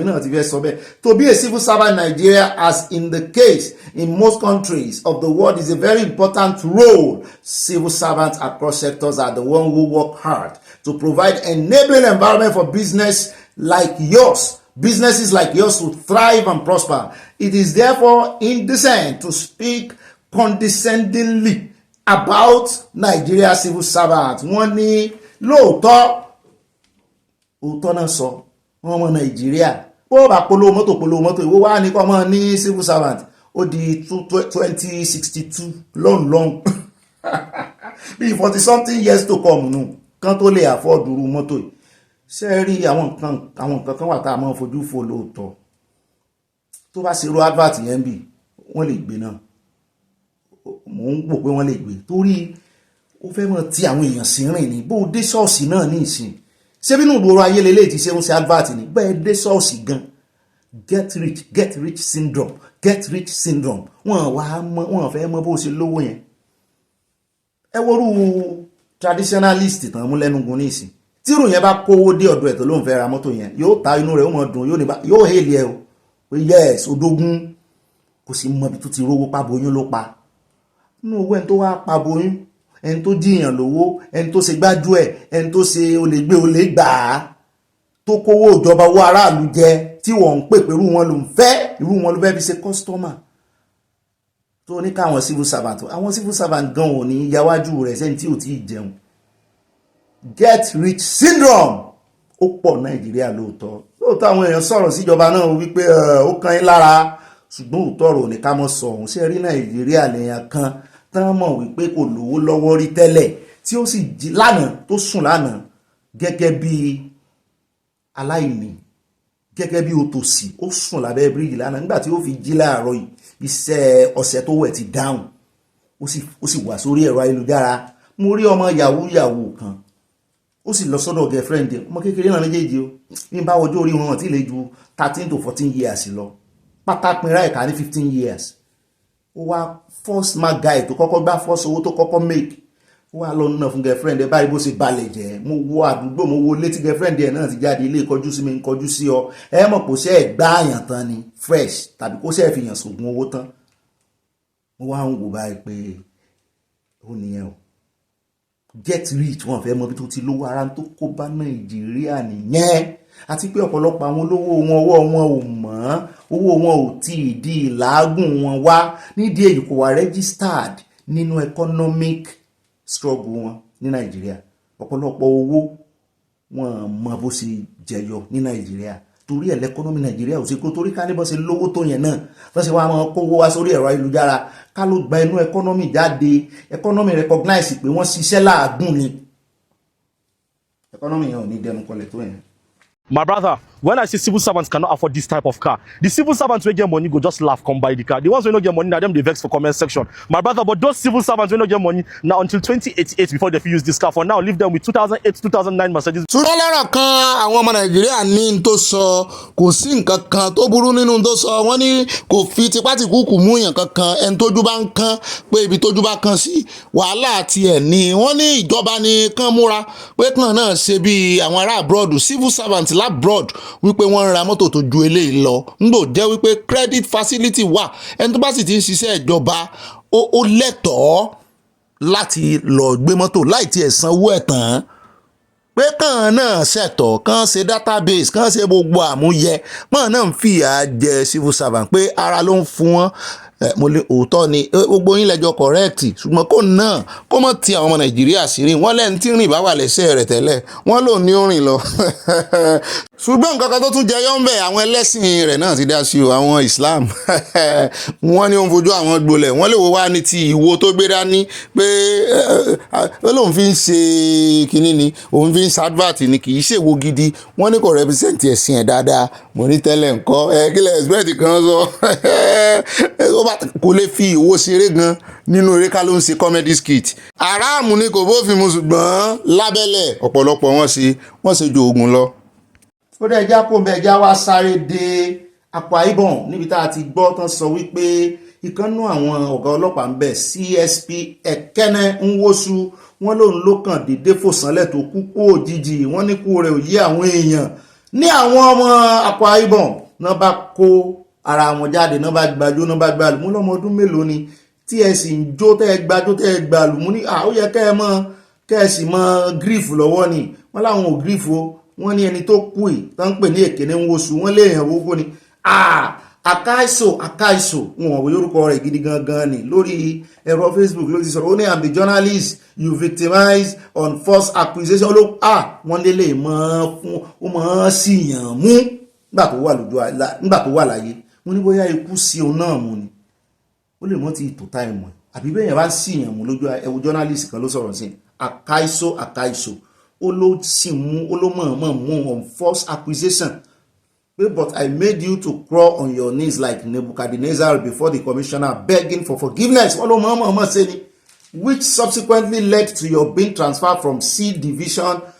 May God forgive you. May your soul rest in peace. Ní èèyàn kan náà wá tún gbé ọ̀rọ̀ rẹ̀ lẹ́yìn Sam Elijah Christopher ó ní so this man ó ló lè kú pẹ̀lú gbogbo jùjú tó wọ́n dẹnu pọ̀ ní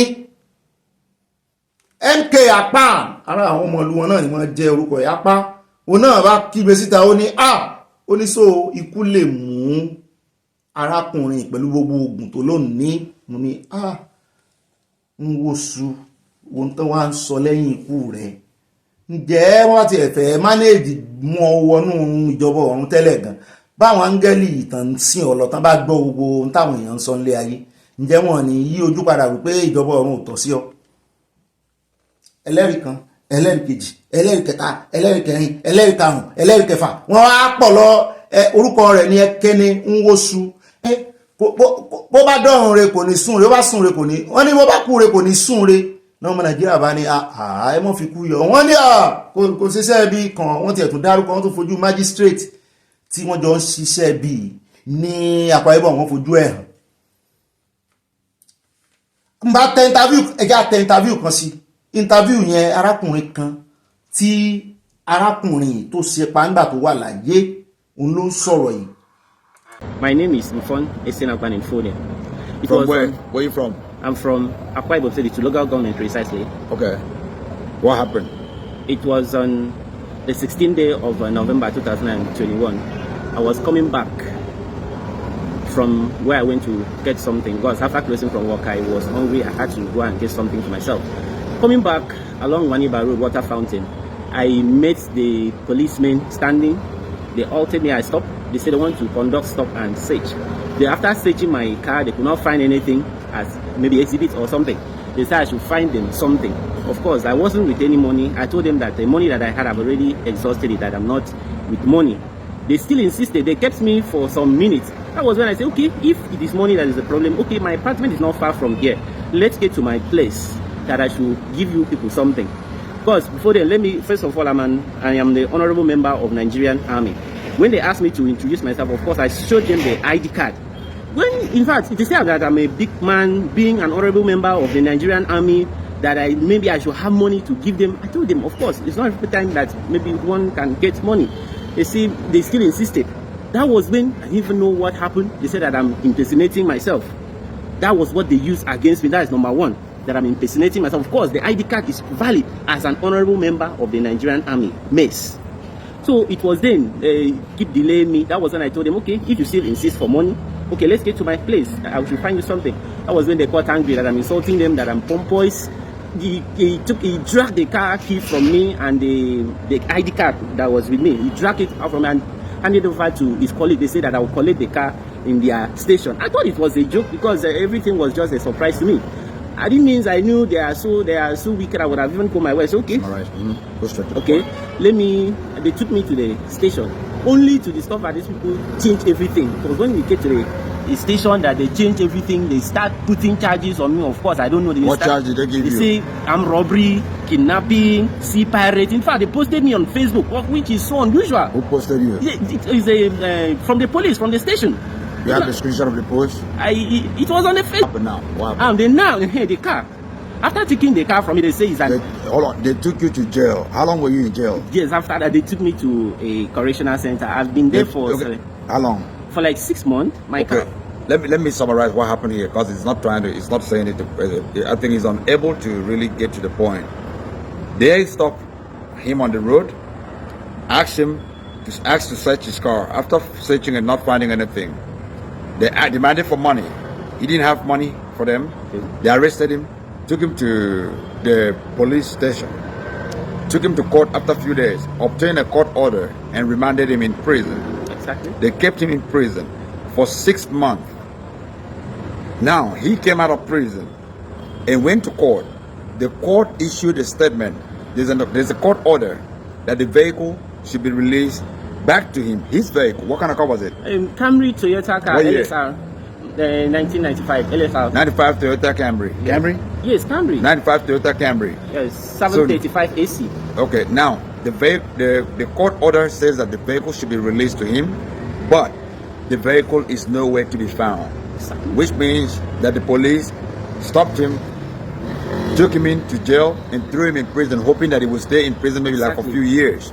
Then they sold the vehicle. So now that vehicle, his vehicle is nowhere to be found. Exactly. And I learned that the boys that did this are the boys of DSP Ekene.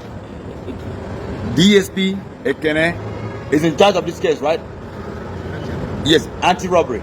DSP Ekene in Akwa Ibom State, is in State CID, right? Is in charge of this case. So you can imagine how many vehicles they've taken from the innocent people by framing up charges on them just to sell off their vehicle. It is very, very bad. So we are calling on the public. lónà wàá wò pé aṣọ lè kú in fact wọ́n tún wí sí magistrate yẹn ní kò náà tètè tẹ̀lé ni eléyìí ní agbára o. ìkan tiẹ̀ tún competition sí ilé ìgbìmọ̀ asòfin tán rè fẹjọ́ rẹ̀ sùn bẹ́ẹ̀ tí ẹni tó jẹ́ ọmọ ilé ìgbìmọ̀ asòfin láti constituency ẹ̀ tó fẹjọ́ rẹ̀ sùn ṣùgbọ́n ló dùn wípé wọ́n press petition yẹn dáadáa ṣùgbọ́n petition no petition ṣé ikú ò ti petition rẹ̀ báyìí. ti gbọ́ yẹn o àbẹ́wà rí gbogbo ntáyé ń sọ nípa rẹ̀ wọ́n pọ̀ bẹ́ẹ̀ wo kì í sóun nìkan àìmọye àwọn tí ń lọ wọ agbára bẹ́ẹ̀ pẹ̀lú pé wọ́n wà ní uniform ó tún lọ wọ agbára dọ́dọ̀ sójà. lè rí jù báyìí lọ́nà abala sanáwọlé ní pápápá kọ́lọ́n jẹ́ káwọn yòókù ẹ̀ mọ́ fi kọ́gbọ́n àwọn yòókù ẹ̀ náà táwọn náà láwọn lóògùn tó ń fi aṣọ ọlọ́pàá tán fi ń ara sí kọ́lọ́n jẹ́ kan fi kọ́gbọ́n. Lè rí jù báyìí lọ jẹ́ introduce àyá pápápá àyá wájú adébẹ̀nú abala àwọn olólùfẹ́ wa abala comment section àròjọ musolókun. mo bá tún kí n káàbọ̀ sínú abala comment section abala ẹ̀yin olólùfẹ́ wa at Adetunde wọ́n ní this is very deep about the criminal scandal called Ahmed Tinubu the current president of Nigeria by Dino Menaye. Dino ló sọ bẹ́ẹ̀ ẹ̀yin náà gbọ́ n ò gbọ́ ohun tó sọ rí kò sì ṣe sọ o mo kàn kan fọ́nrán náà ni mo ní wọ́n wà á fi tó wa létí ṣùgbọ́n personal life wọn ni kò kàn wá. àti mo dúpẹ́ Táíwò wọn ní ó gbẹ́nu tán eléyìí tún ga o pásítọ̀ Gungi Ọ̀gbẹ́ni Bobby ẹ̀kú ìsinmi òní happy new month tó ẹ bá ń kí àyà o wọ́n tẹ lọ́ọ̀fù sí àyà wọ́n ní ń kí ọ. bọ̀dá mi rẹ́mi iye kan Trump wọ́n ní Ọ̀gbẹ́ni Bobby even I'm conservative Minnesota is a liberal state that 70 years old story I think there are a lot behind it they might use that woman to spoil her children's name even if she don't have valid visa. America will never treat senior citizen badly. That's why America have adult protective service. Start of golden age has just begun. Ẹ ṣe ọ̀dà fún wọn ní kódà kọ́mọ̀ ní visa wọ́n ní wọ́n lè treat wọn badly. kódà ò bẹ́ẹ̀ náà ni ẹjẹ́ àdọ́dọ̀ mọ́ mi Grace Olùṣòótọ́ wọn ní nígbà tí bíríìjì kò jàǹkọ́ sí ata òun wọ́n ní wóró ata 5 yẹn tòmátò ní 1,000 1K.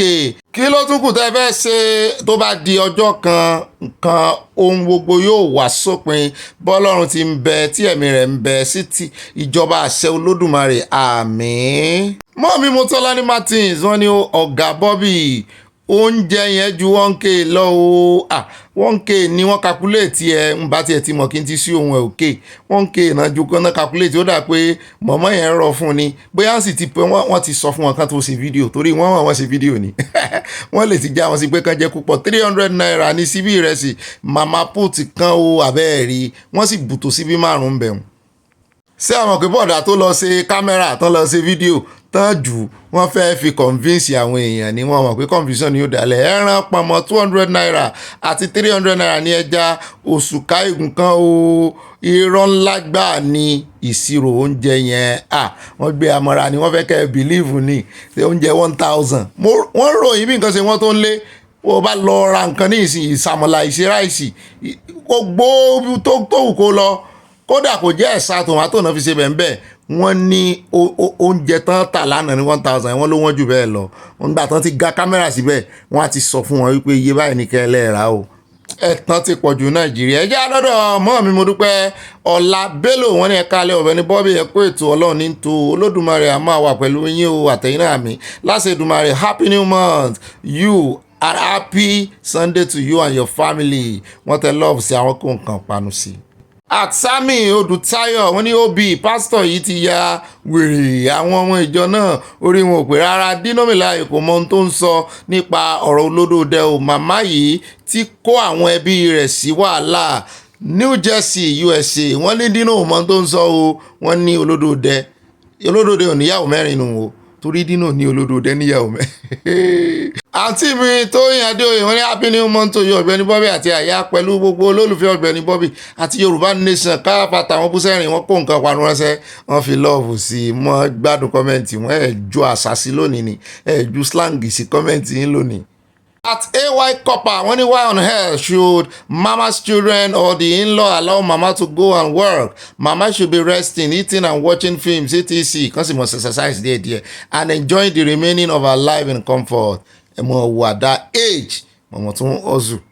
Àtàbíọ́dún sínú wọn ní akó oríire gbogbo àwọn ọmọ Odùduwà nation apípalẹ̀mọ́ ìlú wa tuntun tó ń kanlẹ̀kùn lọ́wọ́ bàbá Akíntóyè ẹ máa gùn lẹ́mìí fún wa mí o ẹ máa gùn lẹ́mìí títí over 100 years in Jesus name amen. Ọ̀gágun wa Chief Sunday Igboho lágbára Ọlọ́run ẹ máa kó adélẹ̀ ìlérí wa gbogbo ẹni tó bá fẹ́ sọ wípé níbí lẹ máa gbà onítọ̀hún á mú omi sá pa lórí àmì àdúrà ńlá. Mọ́mí tó yàn Adéoyè wọ́n tún wọ́n dẹ́bùrú mi ń bì wọ́n ní ẹkú ètò àwọn honourable Ọ̀gbẹ́ni Bobby àti ọkọ̀ àyà oṣù yóò san wá sí ohun rere gbogbo láti Èdùmàrè àmì ò thanks jíba kéde ìròyìn ọlọ́mọ ìlú fún gbogbo Yorùbá nation káfàtà Yorùbá nation going back àwọn àgbádùn ìròyìn a sì tún ní kí a bá yín ganu sí from Florida USA àhá mo mọ̀ pé ẹ fi glance ẹ fi slang sí wọ́n ganu sí.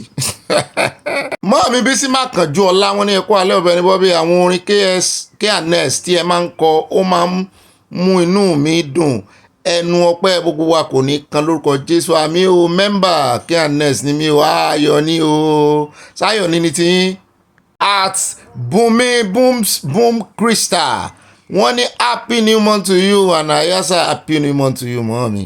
Mọ́mí Dorcas Jalo wọ́n ní dancing wọ́n láwọn jó ní o to the glory of the living God ijó ìyìn àti ògo fún Ọlọ́run ijó yìí ó ní agbára in fact ijó láwa yóò máa jó ẹ̀rín láwa yóò máa rín ẹ̀bá nǹkan tán love this song o hallelujah fún ọba àwọn ọlọ́run aníkàfẹ́ orin yìí wọlé sínú oṣù tuntun ni. Àtìkànjú Abẹ́ǹkò wọ́n ní àwọn Nigerian people in abroad better stay clear of them. At Toyin Nori wọ́n ní this is a big problem fún àwọn ọmọ mama o that woman that interviewed mama is clueless. Mọ́mí Dorcas Jalo wọ́n ní this month is my month o month divided on the 20th June wow 28th I bless God o ẹ mọ́ wọ̀rí Ọlọ́run ó fún ẹ ní okun àti agbára láti ṣe ọ̀pọ̀lọpọ̀ ọdún láyé a celebrate yẹn sàràn létí yóò dáa fún ẹ. Àtìmọ́ mi mo súnmọ́ lọ olúwo tèmi nìkan wọ́n ní irú kan ní gbogbo yín ọdún mẹ́jọ tí Buhari lò rojọ́ wọn lẹ́jọ́ yín kọ́ àwọn tó dìbò fún yín lárí bá wí o èèyàn kúkúrú ní gbogbo yín mo nífẹ̀ẹ́ rẹ o Bobby mi wọ́n tẹ lọ́ọ̀fù sí mi bẹ́ẹ̀ náà ni wọ́n kó nǹkan panu ránṣẹ́ èmi náà nífẹ̀ẹ́ yín mọ́ mi yọ̀ọ́ dáa fún yín ẹ bá ń sọ fún dáàdì pé mo nífẹ̀ẹ́ yín. Mọ́mí Ṣọlá Ọdúnmọ́sù wọ́n ní this is my birth month àyìn náà yẹn àti yàwá Dorcas Jalo ẹ̀kọ́ ẹjọ́ kójọpọ̀ ni I celebrate for the whole month gbogbo month lẹ́ẹ̀fì celebrate ó dáa gbogbo ọmọ June ẹ jẹ́ ká àrọ́wọ́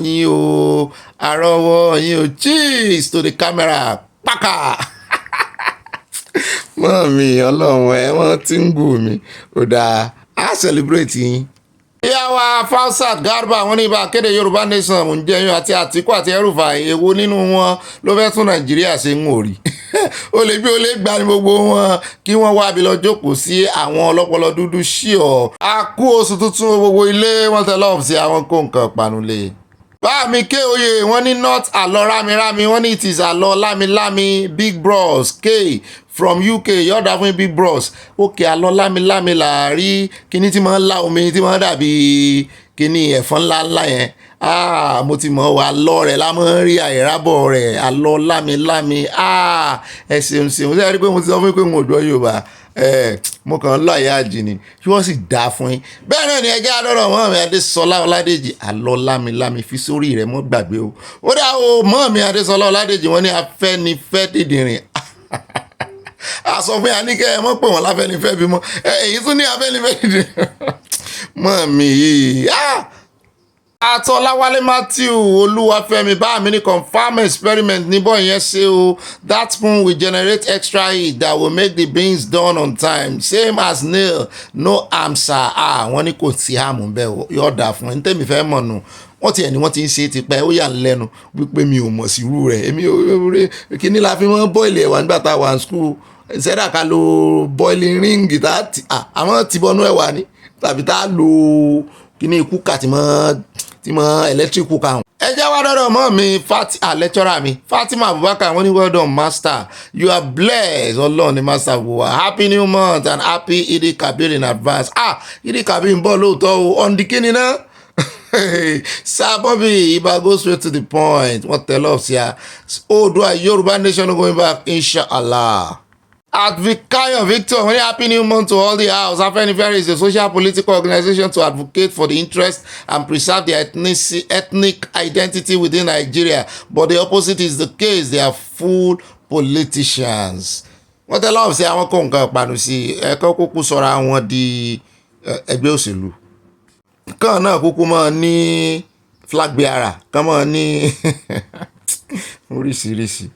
Àtọ̀kẹ́ owó Táíwò bá mi ní ọ̀bẹ̀rin Bobby happy new month sir. Yorùbá nation now happy new month to you bá mi. Mọ́ mi mo ní sálára máa wọ́n ní ọ̀bẹ̀rin Bobby àti àyà kó oṣù tuntun alákọ̀ọ́rí ní dílómìláyè. Wọ́n lẹ́ni tó yẹ kó wà lọ́gbà ẹ̀wọ̀n onírànú rẹ̀ ò ní obìnrin nílé o. Ó sì ń bú ẹni tó lóbìnrin. At Ọlájíbọ́lá TV wọ́n ní kí gbogbo wọn múra sí iṣẹ́ ọwọ́ wọn àkókò ìdájọ́ bíi ti IBB ti dé tán. At Twilight Sparkles wọ́n ní Ọlọ́run Elédùmarè á ṣe àánú wa kò yẹ kí màmá yìí máa ṣe iṣẹ́ kankan rárá wọ́n tẹ lọ́ọ̀fù wọ́n kó nǹkan panu ránṣẹ́ pé iṣẹ́ takuntakun Ọlọ́run á máa bá wa ṣe àmì o. Mọ́ mi Mọ́tọ́láni Martins wọ́n ní Dino Mr. Digging the Truth eléyìí gbẹnu tán o. Ènìyàn kan ṣoṣo pẹ̀lú identity mẹ́wàá ó ga o bùsẹ̀rìn. Ìyáàfin Fáláyé mọ́ mi dáadáa wọ́n ní àyà Bobby wonders never end in Nigeria. Kí Olúwa ṣàánú wa oríṣiríṣi àwọn pásítọ̀ ló wà ní ayé òde òní o. Òpin ayé ti dé o oṣù yìí á tù wá lára. Happy new month what I love say from Canada. Á tù wá lára o á tù wá lára o. Ìgbà yìí o àsìkò yìí o á tù wá lára o. Mọ́mí Olúfúnkẹ́ Fájimọ́lú wọn ní Bobby ilé ayé yìí ò lè o. Rájí Fáṣọlá àti Akínwùmí Àmọ̀dé ti rìn jìnnà sí Tinubu. Lálá tó rò ké ilẹ̀ ló ń bọ̀ kí Sanwó-Olú mú ọkàn rẹ̀ le. Bàbá Olúfàlàyé náà ti ní àlàkọjárí lọ́wọ́ Fúlàní. At ọ̀kẹ́ ńlá Adédọ̀tún wọn ní ọ̀bẹ̀ni Bobby ti a happy new month ọ̀rẹ́ wa yọ̀dà fún ìwà mi. Olúwa mú ìrọ̀rùn bá wa nílé lóko nínú oṣù Júùnù yàmí o. A kò ní Júùnù táyà tọkọtọmọ àmì o. Oore ẹ̀dẹ́ ni arábìnrin yẹn ṣe fún màmá 79 years yẹn nítorí màmá yẹn ti ṣe àkóbá fún gbogbo àwọn tí wọ́n wà connected pẹ̀lú issue yẹn àyàfi tí wọ́n bá ní ìwé. Ẹ má bínú ogun díẹ̀ ni ṣùgbọ́n a ti rí point 10 sọ òótọ́ lẹ sọ ntẹ́tì ẹ̀ wá sọ ìtún la ojú wa sí wípé àyàfi tí àwọn èèyàn wọn náà bá níwèé o ṣùgbọ́n tó lè mú kí ọkọ ọmọ wọn tó invite wọn ó ṣeé ṣe káwọn ọmọ wọn náà ti níwèé ṣùgbọ́n táwọn bá ní àkóbá ni o. Mọ́ mi Magifield wọ́n ní Bobby olóyè tí kò ní rival God is your strength amen. Ṣé ó yẹ kí a fi 1k jẹun ní ìjókòó kan bí ìjọba ìbá yíbiri orúkọ olórí ni wọ́n máa pè kí olórí kèsì ara ẹ̀ ìlú ò rẹ́rìn-ín pẹ̀lú prim 2 tó ká primary 2. I have never read or heard where a country gave their attackers heroic welcome on fún Nigeria fún àwọn Boko Haram. Outsider dressed down Gumi who is oga in the country. That means a pit to us. Bobby ọpọlọ rẹ kò ní dàrú. Àmì what I love CIO from USA. Àti wà lọ́dọ̀ mọ́ mi at Hope Alive with Evangelist Olúbùnmi ìyá Jésù wọ́n ní bẹ́ẹ̀ ni ọ̀pọ̀lọpọ̀ ló lè forí kó ọ̀rọ̀ màmá yẹn. That lady didn't do well covering this on camera. Àbòsí Ọ̀gbẹ́ni Bobby happy new month to you too mọ́ mi yóò dà fún mi mo rí love tẹ̀ tẹ̀ránṣẹ́ o ẹ ti jèrè ọkàn mi. At Comfort Johnson wọ́n ní ọlọ́pàá kọ́ ló gba passport mama o. The black American lady is the one that seized the passport and mama's medicine. The only way people can help to raise ticket money for mama to go back to Nigeria is the way she does it. Mama is ready to go back to Nigeria anytime. Ṣé lóòótọ́ bẹ́ẹ̀ lady yẹn sọ nínú fọ́nrán yẹn wípé wọ́n ti gba passport mama. A jẹ́ pé bóyá èmi ni mo mí ìṣe àbí so lady yẹn ló gba passport mama. Òun wá wàhálà but ọmọ màmá ń kọ́ ọmọ ebe ọkọ ọmọ wọn ló gbé wọn wá sórí gan-an ó lọ ń tèmi owó tí màmá yẹn máa fi padà tíkẹ́ẹ̀tì owó tíkẹ́ẹ̀tì kan ni màmá yẹn ń wá ń tèmi o kìí ṣe owó tíkẹ́ẹ̀tì màmá ń wá torí ọkọ ọmọ wọn tó gbé wọn wá ṣé kìí ṣe òun ló ra tíkẹ́ẹ̀tì fún wọn wá ni tí màmá bá sọ fún gbóhùn rẹ́dí àti lọ yóò ra tíkẹ́ẹ̀tì fún ó sára tíkẹ́ẹ̀tì fún mọ̀mọ́ tiẹ̀ padà no mo rò pé màmá náà wọn ti sọ kúlẹ̀kúlẹ̀ kíni pé wọn ṣe dáadáa sọ́kọ ọmọ wọn ń bà tán débẹ̀ àti pé nígbà tí màmá ò fẹ́ padà tẹ́lẹ̀ sí Nàìjíríà torí nígbà tí màmá ọkọ ti padà yẹn ló yẹ kí màmá náà ti padà knowing that tourist visa náà fi wọlé bóyá màmá gan ò fẹ́ káwọn ọmọ yẹn mọ̀ ni ẹgbẹ́ wọn sọ náà lánàá màmá ò fẹ́ kán mọ̀ màmá fẹ́ dúró ṣiṣẹ́ díẹ̀ kan pawó ni mi ò rò pé ó burú fọ́kọ ọmọ wọn láti wá ra tíkẹ́ẹ̀tì fún wọn. bá mi Theophilus oníìdé ẹ̀mọ̀kújọ́ mẹ́ta wọ́n ní Ọ̀gbẹ́ni Bobby bá gbé wọn débẹ̀ kú iṣẹ́ ohun mo kàn fẹ́ pé àkíyèsí yín sí nǹkan kan kékeré kan ni ẹ jọ̀wọ́ ẹ má pe àwọn ọmọ Amẹ́ríkà ní akátá mọ́ o wọ́n ti mọ ìtumọ̀ akátá wọ́n sì máa ń bínú nípa pípè wọ́n bẹ́ẹ̀ ń tán pè wọ́n nínú fídíò làánà nìkan pè wọ́n tán bá bínú ṣé èmi náà fẹ́ wá bá ní Europe ẹ ṣeun yọ̀ọ̀dà fún yín mo ti nóòtì ẹ̀. bẹ́ẹ̀ náà ni Collat Ìlọrí wọ́n ní it's not proper for 79 years no social security no green card working under table as we call it here under table ẹ mọ̀ pé and that money she was collecting sending it to children in Nigeria that Oloburujai. The better way is to hand over her to the police and she will arrive home safely without paying a dime. Wow. ṣùgbọ́n kí mọ̀mọ́ juwọ́ sí Amẹ́ríkà forever nu wọ́n lè mọ̀ jẹun wọlé padà. bẹ́ẹ̀ náà ni Àtbọ́sẹ̀dé Rachel ọmọlé wọn ni Dino wọ́n fagùn. Mommy Tina Parker wọ́n ní these emirs and leaders talk about poverty and suffering in Nigeria today. In 10 years they will make the same speech. Yóò dà fún mi. wọ́n fi gbogbo speech wọ́n ń tàn àwọn èèyàn ni because all they do is talk but nothing was put in action to relieve the poverty. We need action, not sweet words. Bobby, fascinating news. Wọ́n tẹ kíìsì sí mi. Thanks a million. Wọ́n tẹ love alárànbarà blue wà ń bẹ yellow wà ń bẹ red wà ń bẹ pink wà ń bẹ ó tún ní gold lára bẹ́ẹ̀ náà ni wọ́n bá ń kó flower mi sí bọ́sẹ̀ wọn kò sí wọn package ẹ̀ wọ́n wá fi kissing wọ́n fi sílì ẹ̀ at mami wọ́n ní ibà simple arithmetic mọ́ mi ò jẹ́ yín olódò rabata ní fásua àríjẹ nídìí ìbàjẹ́ olódò rabata ojú ẹja ló mọ̀ ẹ́ jẹ́ mọ́ mi kọrin fún fásua kùndùs fàyà àyàwágbà kùndùs rẹ o kí n tó jẹ́ mọ́ tèmi. mọ́ mi tẹ̀ wájú wọn ní ibà subsidy wọ́n ní ọ̀rọ̀ játijàti ní Àtíkù àti ẹrù bá ń sọ tí wọ́n bá fẹ́ gbàwìn ẹ̀bà wọ́n á máa sojú àánú ṣùgbọ́n tí wọ́n bá ti yó tán wọ́n á di ọ̀gá ìkan náà ní gbogbo wọn àwọn ọlọ́jẹ̀lú wọn yìí Yorùbá nation ní kíákíá ṣẹ̀ṣì wá rí nǹkan kan mọ́ mi níbi tó ti ń pàdé wọn ìbára wọn jà o. àǹtí mi ọ̀sárùwẹ̀ ṣe morui wọ́n ní CID ọ̀dà fún yín ni mo fẹ́ rántí lánàá CID náà pè wọ́n kó tó máa pè wọ́n DSS báyìí. mọ́ mi Dorcas Dúródolúwa tún mi ṣe wọ́n ní OB you skipped my comment when talking. Afẹ́nifẹ́re pa Adébánjọ Fárótìmí jẹ́ one Nigeria fún ìbò presidency. ọmọ bíbí Yorùbá ti lé ìyá rẹ̀ síta tí mo dẹ̀ gba ìyá náà sílé mi láti sùn from Providence, Rhode Island. Wow. At Anemotu Ṣadé Ọ̀nànúgà mọ́ mi bolẹ̀ wà látijọ́ yìí. Hello Ọ̀gbẹ́ni Bobby, the emir know what he is talking about. All this kilometer road is to steal people's money. Tẹ́ bá ti ẹ̀rí tí Rufai tó fojú wọn rí ó ní kán wá sọ iye tán náà pa kìlómítà ẹgbọ́nú ròyìn lẹ́kùnrẹ́rẹ́ lónìí.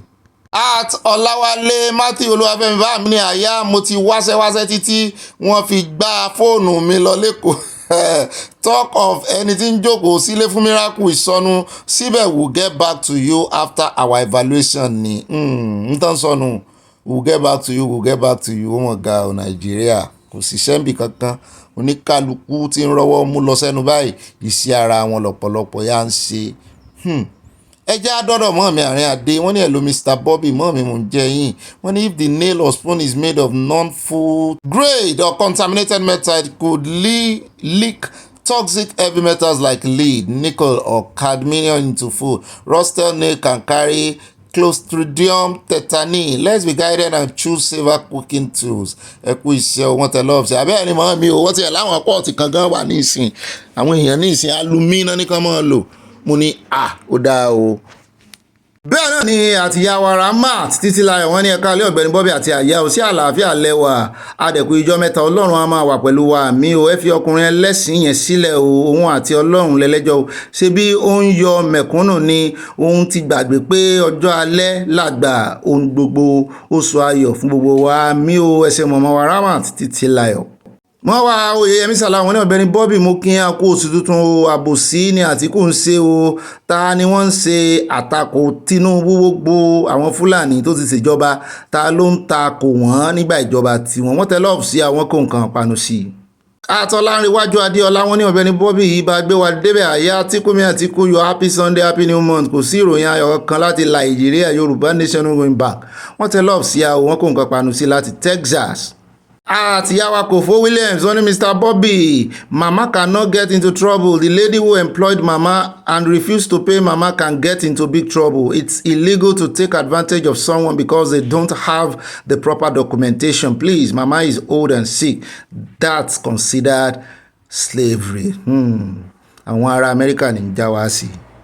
At DJ Ọláwà bàbá wa ní Afẹ́nifẹ́bi ni wọ́n láwọn ò ní gbà orúkọ táwọn mọ̀ pé wọ́n nù. Ó dá ẹ káàbọ̀ padà ọ látàárọ̀ àkílẹ̀ wá ń ṣe dẹ́pẹ́ tó yà áyún yín ó ti ń yún mí o àyún yín ti ń yún mí látàárọ̀ ó dá o ẹ káàbọ̀ padà ẹja mọ̀ wọnú àpéjọpọ̀ ròyìn lọ láì dènà pẹnu àní fásìkò yín ṣòfò àní fọ̀pápọ̀ lọ́pọ̀lọ́ péjọ ní pápápá báyẹ̀ bá pín ẹjókòó déédéé ẹjókòó dáadáa àwọn ò lè mọ̀ nìkẹ́ ẹjókòó dáadáa ẹjókòó déédéé ẹjókòó dáadáa ẹ wá nǹkan panu tẹ́ẹ̀mọ̀ fi sọ̀rọ̀ àjìjẹ́ ẹ wá nǹkan olómi tútù sí torí ooru ti mú ní ìsinmi ọmọ wẹ́dà yín níbi tẹ́ ẹ bá wà o kẹ wá fi ìgbádùn sayọ̀ kí ni mo gbé yín débẹ̀ nú àkójọpọ̀ ọ̀rọ̀ yìí lónìí alákọ̀ọ́kọ́ ń bẹ ọ̀dọ̀ Reno là ń lọ o lórí ọ̀rọ̀ tí Reno sọ tó sọ̀rọ̀ gbà á Peter Obi àti Àtíkù Reno ní Peter Obi wà lára àwọn tí ń jèrè ẹkọ́nọ́mì mi lókàn pé kí ló wá dé tó ń jáde síta tó ń tẹnu àbùkù lu ẹkọ́nọ́mì ààrẹ Tinubu wípé over 300 ó fẹnu ara rẹ̀ sọ ẹ bá ń sá sílé agbára ó fẹnu bá ó mẹ́nu bá ti Àtíkù náà ẹ kọ́kọ́ bá ń sá sí wájọ fi tí ara wájú ọba bá padà dé ká wá sọ̀rọ̀ lórí ti Natasha. I'm going to take both of them on. I'll start with Peter Obi. First and foremost, Peter Obi was being very dishonest, and I can prove it to you. Peter Obi used to be chairman of a bank, had majority shares. Now he has about 10% shares in that bank. That bank, I'm not going to mention the name of the bank because I respect them and I don't want them to think that I'm going after them. But last year, the bank declared a profit of 124.3 billion naira. This year, and they just released their figures about a month ago, they declared profit of 385.4 billion naira. So their profit has increased by more than 3, by a multiple of times 3, more than that. So I'm going to ask you a question now. If Peter Obi is saying that the economy is not growing, the president is not handling the economy very well, how come his own bank, where he has 10% shares, has increased in profitability by over 3 times? That's 300%, over 300%. It is not possible. His statement is contradictory to his finance situation.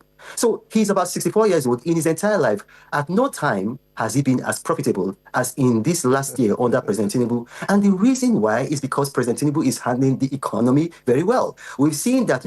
That's a good sign of the health of the economy. Peter Obi is not smarter than Fitch. Fitch is the #1 ratings agency in the whole world, bar none. Standard & Poor's and Knight Frank, they all come after Fitch. And Fitch has upgraded Nigeria's economy to a stable B. Don't forget, this is the same Fitch that downgraded the United States economy for the first time ever. They upgraded our economy. So what is Peter Obi talking about? Now, with due respect to Alhaji Waziri Atiku Abubakar, this is a man I respect so much. So even though I disagree with what he said, I'm not going to address it because of the respect that I have for him. All I would say is that President Tinubu met a debt profile of $108 billion. Right now, our debt is $94 billion. So it has reduced by $14 billion. So there is no way you can call such a person someone who's addicted to debt, someone who's reducing our national debt. Ó dá owó náà lẹ́gbọ́ lẹ́nu rẹ̀ yẹn ó ti lóun ò ní sọ̀rọ̀ ń pa Àtíkù òwe Yorùbá tó ní táwa rán ni níṣẹ́ ẹrú mọ́ fi tọmọ jẹ ni ó yá fi tọmọ jẹ lọ́dọ̀ Àtíkù ó lóun ò fẹ́ rin fín ẹ̀sùn mọ́ ti sọ díẹ̀ nípa ti bọ̀dà Peter Obi wípé bọ̀dà Peter Obi kàn ń fi àwọn èèyàn rúgbó ni ó ní kò sòótọ́ fún wọn ó ní báǹkì tó náà ti jẹ́ shareholder 300% ní increment ẹ̀ òun náà ti profit lábẹ́ ìṣèjọba ààrẹ Tinubu ó rẹ̀ já lọ sọ́dọ̀ ti Reno àti Natasha fídíò ti Reno jù àjọ fojú àgbà wò. Ó dá káàbọ̀ padà òun náà lẹ́sí gbọ́ lẹ́nu Reno ọmọkùnrin yẹn o. pẹ̀lú bí ó ṣe wọ́n sọ̀rọ̀ bí ẹni pé iṣu gbóná oúnjẹ iṣu gbóná ó náà láwọn fáàtì kan lọ́wọ́ àlédà gbogbo ẹ̀nù ṣùgbọ́n bá a bá tún rántí gbogbo irọ́ tó náà ti pa sẹ́yìn pàápàá jùlọ pẹ̀lú bí ó ṣe fi ó wà lára àwọn tí wọ́n fẹ̀sùn kan ààrẹ Tinubu jù ọ̀rọ̀ ẹ̀ àwọn èèyàn ìfẹ́ kà sí torí bí ìgbà tó jẹ́ wípé gògóńgò rẹ̀ ó long ibi tí ohun tán bá ti rí jẹ ni wọ́n máa ti sọ ọ̀rọ̀ tó dáa ó tún lè padà dé lọ́la báyìí kó wá mọ̀ bá ààrẹ Tinubu jẹ́ where body face ni long throat nítorí ẹ̀ àwọn ẹ̀ṣẹ́ wọn ò ń wá position ni. Now ẹ ti bọ́ ọgbọ́n tó sọ òun àti Peter Obi ní tiẹ̀ mọ́ hámà àmọ́jù ẹ jẹ́ wá lọ tó ró post fídíò kan láàárọ̀ yìí tó fi ń rán àwọn èèyàn létí ẹ̀ mọ̀ pé Natasha ó ṣe interview pẹ̀lú Adéọlá Fáyọ̀hún ní ìjẹta táà náà mú ẹ̀dá ìwà fún Yorùbá níbi tó ti sọ wípé òun ẹ̀ bá fẹ̀sùn harassment kan Reno Omokri ṣùgbọ́n ọ̀rọ̀ tí wàá fẹ́ dá wàhálà rẹ̀ torí fídíò kan tó ṣe ń gbà náà ó padà wá delete ẹ̀ wọ́n ló delete àmọ́dé tó ṣe delete ẹ̀ máwọn èèyàn ń fẹ̀sùn kàn wípé nígbà tásìrí rẹ̀ ti tú ìyẹn Natasha fídíò yẹn Reno Omokri ti wá tún play mo wá fẹ́ kí ẹ jẹ́ kájọ gbọ́ ń tèmi gbọ́ ń bẹ̀ n ò gbọ́ sexual harassment ń bẹ̀ tààràtààrà ṣùgbọ́n flirting tí mo gbọ́ ń bẹ̀ náà ara sexual harassment ni bóyá torí ẹ̀ làwọn èèyàn ṣe ń pariwo mọ́ Natasha wípé sáwọn wá gọ̀ ni so mo fẹ́ kẹ́ ẹ bá ń fojú sunùkùn wèmí ò ní sọ nǹkan kan lórí rẹ̀ báyìí àbí kí nǹkan sọ díẹ̀ mo lè mọ́ sọ̀rọ̀ ẹ jẹ́ ń sọ díẹ̀ ṣùgbọ́n ẹ kọ́kọ́ bá ń tẹ̀sí ilẹ̀ agbára. Good afternoon, Nigerians. I am Natasha Hadiza-Akpoti, the Kogi State gubernatorial candidate in the 2019 elections. It's an honor to be connected with you and to be given a chance to clarify some issues that came up during the face-off between Mr. Reno Omokri and myself. I did lay some accusations against him or being flirtatious towards me at the May 2014 state banquet dinner held in honor of President Uhuru Kenyatta, which of course led to the signing of the bilateral agreement between Kenya and Nigeria. Now, Mr. Reno Omokri debunked my accusation, saying that he wasn't even in the country on that day. He went as far as saying he wasn't in Nigeria for the whole of May and the better part of June. And he went forward to put out pages of his international passport, especially those that contain stamps, which he leans on to bolster his claim. So according to his post, he said, I might have seen his ghost, and his ghost might have been the one that made the advances towards me. But you see, my fellow Nigerians, I'm here to let Mr. Reno Omokri know that we are not as gullible and ó dá o ẹ káàbọ̀ padà lórí ọ̀rọ̀ tí Natasha sọ ń tèmi lérò ní wípé ó dárúkọ flirtatious a sì ti sọ wípé n tó ń sọ náà ni pé ó make advance ó padà wá sọ wípé ó advance ó béèrè nọ́mbà àwọn kí ló ń béèrè nọ́mbà àwọn fún òun fún ọ ní nọ́mbà fake òun fún ọ lórúkọ fake òun ló sì mọ body language tó gbé wá ṣé ẹ rí èèyàn lè kó sẹ́ tí ò lè flirt pẹ̀lú èèyàn o Ọlọ́run ọba nínú ìsọ̀rọ̀ sí nínú gbogbo kò sẹ́ tí ò lè flirt pẹ̀lú èèyàn pẹ̀lú bẹ́lòmíì ṣe wà faithful tó in fact gbogbo eléyìí tá à ń ṣe lórí ibi gan-an bẹ́lòmíì ó bá kà sí táyọ kéré táwàdà kó ń bẹ̀ lọ́dọ̀ ẹ̀ tó serious wọ́n ní mò ń flirt pẹ̀lú ọ̀pọ̀lọpọ̀ obìnrin wọ́n ní mò ń pè àwọn obìnrin ní ìyàwó mi mò ń ṣe kíní kan wọ́n ní mò ń flirt ṣùgbọ́n ẹjọ́ ẹ mọ́ obìnrin lọ́lẹ́ ẹjọ́ mò ń ṣe ni o ṣùgbọ́n eré ńgbà míì èèyàn máa ń mọ táìmì eré ara tó fẹ́ kó bá pàbí òní ẹ eré tiẹ̀ náà pọ̀ jù yàtọ̀ sí gbogbo ń táàrí lókùnkùn o eré wrong time ló máa ń ṣe àwàdà sí ṣùgbọ́n lórí ti Reno yìí ṣé flirting ṣé èèyàn lè flirt pẹ̀lú èèyàn ó yàtọ̀ sí harassment ni wípé kó o fẹ́ máa lo Reno ni ò lóye tó àti wípé tán bá ti dárú tọ́rọ̀ bá ti ṣẹlẹ̀ láàrin ọkùnrin àti obìnrin Nàìjíríà ní ìsìn wọ́n máa ń bìlífù pé tó o bá ti fi ipá bá lò ó tí yàrá sí ìtumọ̀ harassment rèé tí ẹ̀rí àpábí ó lè flirt pẹ̀lú Natasha kó mọ́ ara sí ó lè mọ́ ṣẹ́jú sí pé ìwọ o ń bá bá ẹ̀ kó mọ́ ara sí ṣùgbọ́n tó bá ti ń di bí harassment tó bá ti stage by stage ní nǹkan tí Reno àti Natasha tán bá ń ríra wọn often ó ṣeé ṣe ó graduate láti flirt sí harassment ń tèmi rí ni o mo nílò ìrànlọ́wọ́ yín o ṣùgbọ́n ọgbọ́n ọmọdé tèmi ń tèmi rò nìyẹn wípé béèyàn tó sí obìnrin ara flirting ni o flirt pẹ̀lú ẹ̀ ni toasting ìwọ ló wá mọ dìsípì ìwọ ló mèrò ọkàn ẹ intent ẹ pé o toast ẹ o fẹ́ fẹ́ àbò toast ẹ o kàn fẹ́ jẹ́ ń bẹ̀ irú ọmọ kìrìsìn ọmọ kìrì mo gbọ́ pé ó marry náà bí ò bá sì marry ó sá ti bímọ rẹ́nu ọmọ kìrì marry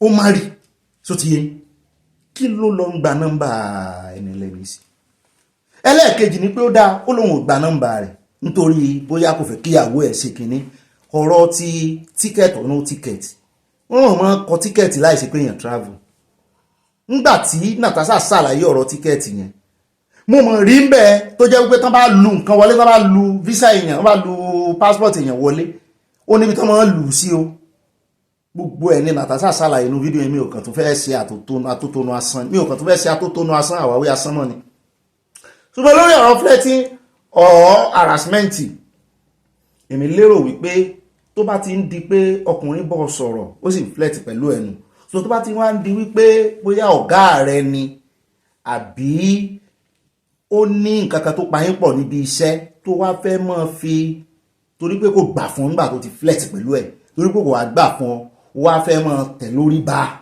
ó fẹ́ mọ́ fi ẹ̀tọ́ rẹ̀ dùn ún gbà yẹn ló di harassment tàbí kó wá mọ́ ọ̀nà rẹ̀ mọ́ kó wọ́n sọ ọ̀rọ̀ kò bá kún gbé sí ó ti ń harass ẹ̀ verbally ó lè harass èèyàn pẹ̀lú action ó lè harass èèyàn verbally ẹ̀yẹn ló di ẹ̀ẹ̀kan ṣoṣo náà ló náà pàdé ó ń gan ò lè sọ pé harass torí ẹni tó pàdé lẹ́ẹ̀kan ṣoṣo tí ìṣepò ti ní ọ sínú tẹ́lẹ̀ ó kàn béèrè nọ́mbà rẹ ó sì béèrè kinní ó lè flirt sí ọ ó lè toast rẹ òun sì kìlọ̀ fún nígbà tọ́rọ̀ sì ti di pé mo sínú country mo wà ní country irọ́ ló pamọ́ mi òun sì fi ilẹ̀ bóyá torí ẹ̀ ló ṣe lọ delete kinní mo mọ̀ ṣùgbọ́n mi kàn fẹ́ kẹ́ bá ń ṣe lálàyé ní ọgbọ́n ọmọdé tèmi ni mo fi gbé òun torí ó ń lọ kóòtù lọ́la kì í ṣe lórí ìtìrẹ náà ọmọ kiri ó ń lọ kóòtù lọ́la àti wípé tí Natasha sọ yẹn flirt tó sọ káti ẹ̀ wá sọ pé ó ní kinní ni ṣé ìyẹn tó kí Reno kó gbẹ́jọ́ lọ ilé ẹjọ́ pé torí kò dárúkọ Natasha kò dárúkọ harassment verbally flirt ló sọ ṣé ìyẹn náà wá tó kí Reno ọmọkiri kó gbẹ́jọ́ lọ ilé ẹjọ́ pé onímọ̀ flirt pẹ̀lú ẹ̀ anybody ló lè flirt pẹ̀lú èèyàn anybody ìyẹn ò kì í ṣe harassment ó tó ṣe obìnrin kò sẹ́ni tó lè bá ọfà pé kó mọ́ tó ṣe ṣùgbọ́n tó bá ti lè establish ẹ pé lẹ́yìn ìgbà náà wọ́n hàn rà sí òun wọ́n lè bọ́ ọfà case kò sì bọ́ ọfà mọ́ ṣé ẹjọ́ kó tó ṣe ẹ mo tó ṣe ó ní mo tó ṣe òun ṣé òun náà ló wá mú kí torí Reno ló gbẹ́jọ́ lọ ilé ẹjọ́ kó tó sọ pé wọ́n bẹ̀ òun kóun tó wá withdraw ẹ̀ ṣé ẹjọ́ tó ṣe mi ṣé èèyàn kan lè ní mo tó ṣe òun ní ìsìn kí n tó ṣe ẹ lóòótọ́ kí dìkẹ́rì wà pé mo tó ṣe ẹ kó a lọ ilé ẹjọ́ kó ní mo tó sí òun fẹ́ gbé mi lọ ilé ẹjọ́ wọ́n tún tó sí ilé ẹjọ́ náà wọ́n tún tó sí ó yàtọ̀ sí harassment ni wípé o ti wá bẹ̀rẹ̀ sí fẹ́ fojú obìnrin yẹn gbolẹ̀ o fẹ́ mọ́ treat ẹ̀ bí ẹni wípé kò jà mọ́ nǹkan kan o fẹ́ mọ́ fẹ̀tọ́ rẹ̀ dùn ún torí èmi máa ń ro ọ̀rọ̀ délẹ̀ o ìkejì ẹ̀ kí ló mú Reno gbẹ́jọ́ lọ ilé ẹjọ́ ibi tí ó ní ó sọ pé òun harass òun wá gbé lọ ilé ẹjọ́ pé kó fi ibi tóun ti harass wọn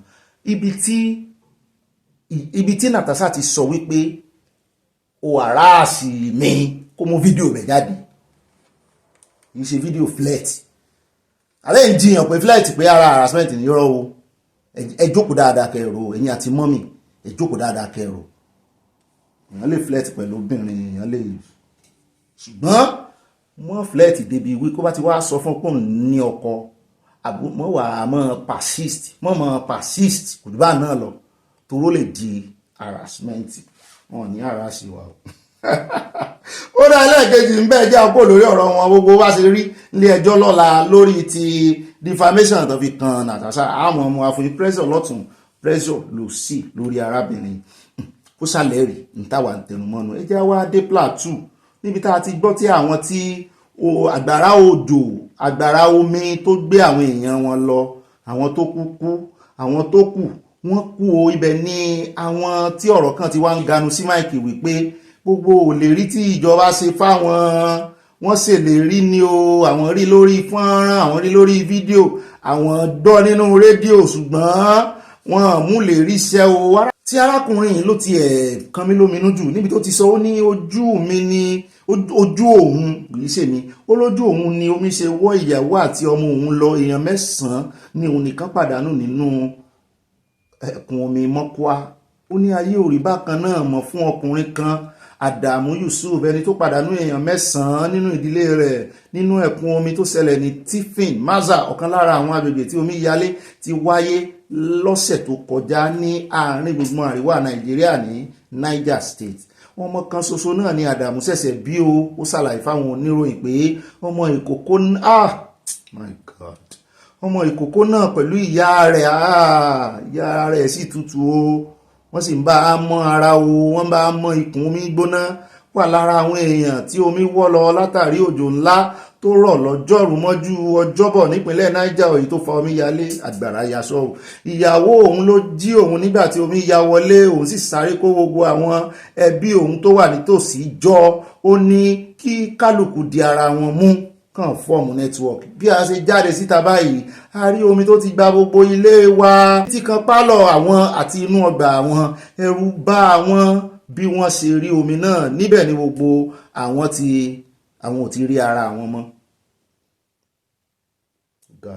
wọ́n sì lè gun orí àjà tí omi gan mú àjà ó kú ọ̀la tí ìṣẹ̀lẹ̀ omíyalé náà yóò ṣẹlẹ̀ ní ìyàwó Àdàmú àti ọmọ ìkókó tí wọ́n bí ṣẹ̀ṣẹ̀ padà sí Mọ́kúá o kó mọ̀ ti padà o ilé àwọn òbí ìyàwó òun ló ní kó lọ o ibẹ̀ náà ti ń bá a mọ́ ikùn rẹ̀ ojú òun báyìí ni omi ṣe wọ́ mọ̀lẹ́bí òun lọ tóun wò wọ́n báyìí láì ṣe nǹkan kan sí ó lóun gan tóun ò kú nítorí pé òun mọ bí wọ́n ṣe ń lúwẹ̀ ni omi ò bá gbóhùn náà lọ èèyàn 9 lẹ́yìn ní agbára o. Ìkan náà tí ẹ̀ tún sọ ó ní pẹ̀lú ibùsùn ni omi gbé ọ̀pọ̀ èèyàn lọ pẹ̀lú ibùsùn kódà ẹni tí ń sùn lọ́wọ́ tó jẹ́ pé òun nìkan ló wà nínú ilé ta ló fẹ́ jí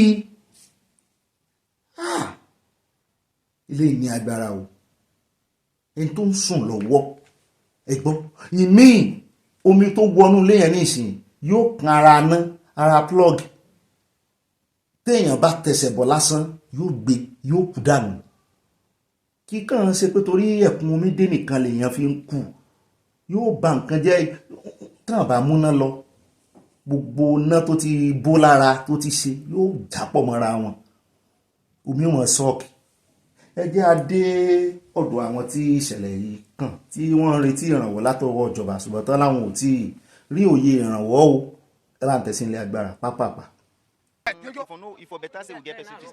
Despite assurances from emergency agencies, no food or relief materials have reached the victims. All of them have been forced to seek shelter with relatives. Several others are returning to their ruined homes in search of valuables.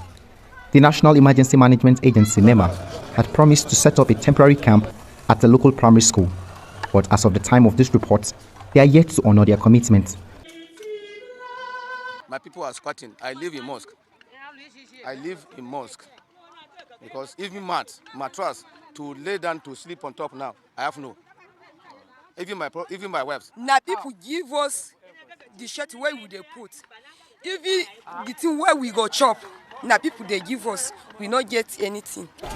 And you should know that they have a committee, the community committee that they created between the community for the local government. So those committees, they harmonize them, they are working together to make sure they carry out the assessment on how they are going to distribute these items. Not that the items are not there, but they want to make sure they do the calculation on how it is going to reach them. It's individual, it's not the government, it's individual that provides it for us. Sometimes we went to communities, since people know that we are here, they'll bring the money toward that. Okay, please buy them this. Like this one, it said they brought some items. ó rẹ káàbọ̀ padà ibi tá a ti ń sọ yẹn lọ́wọ́ ó náà ni ọ̀kan lára àwọn tí ìjọba rán níṣẹ́ síbẹ̀ tó ti bẹ̀rẹ̀ sí ní kébàjárì lórí tẹlifíṣàn wípé òun wà ń bí o ẹ mọ́ sọ wípé ẹ̀ ráwọn o àwọn wà ń bí o ẹ wá gba tí ìjọba ní káwọn fún yín o ẹ bá ń tẹ̀sí nílé agbára. The figures have not changed, but this morning we are already out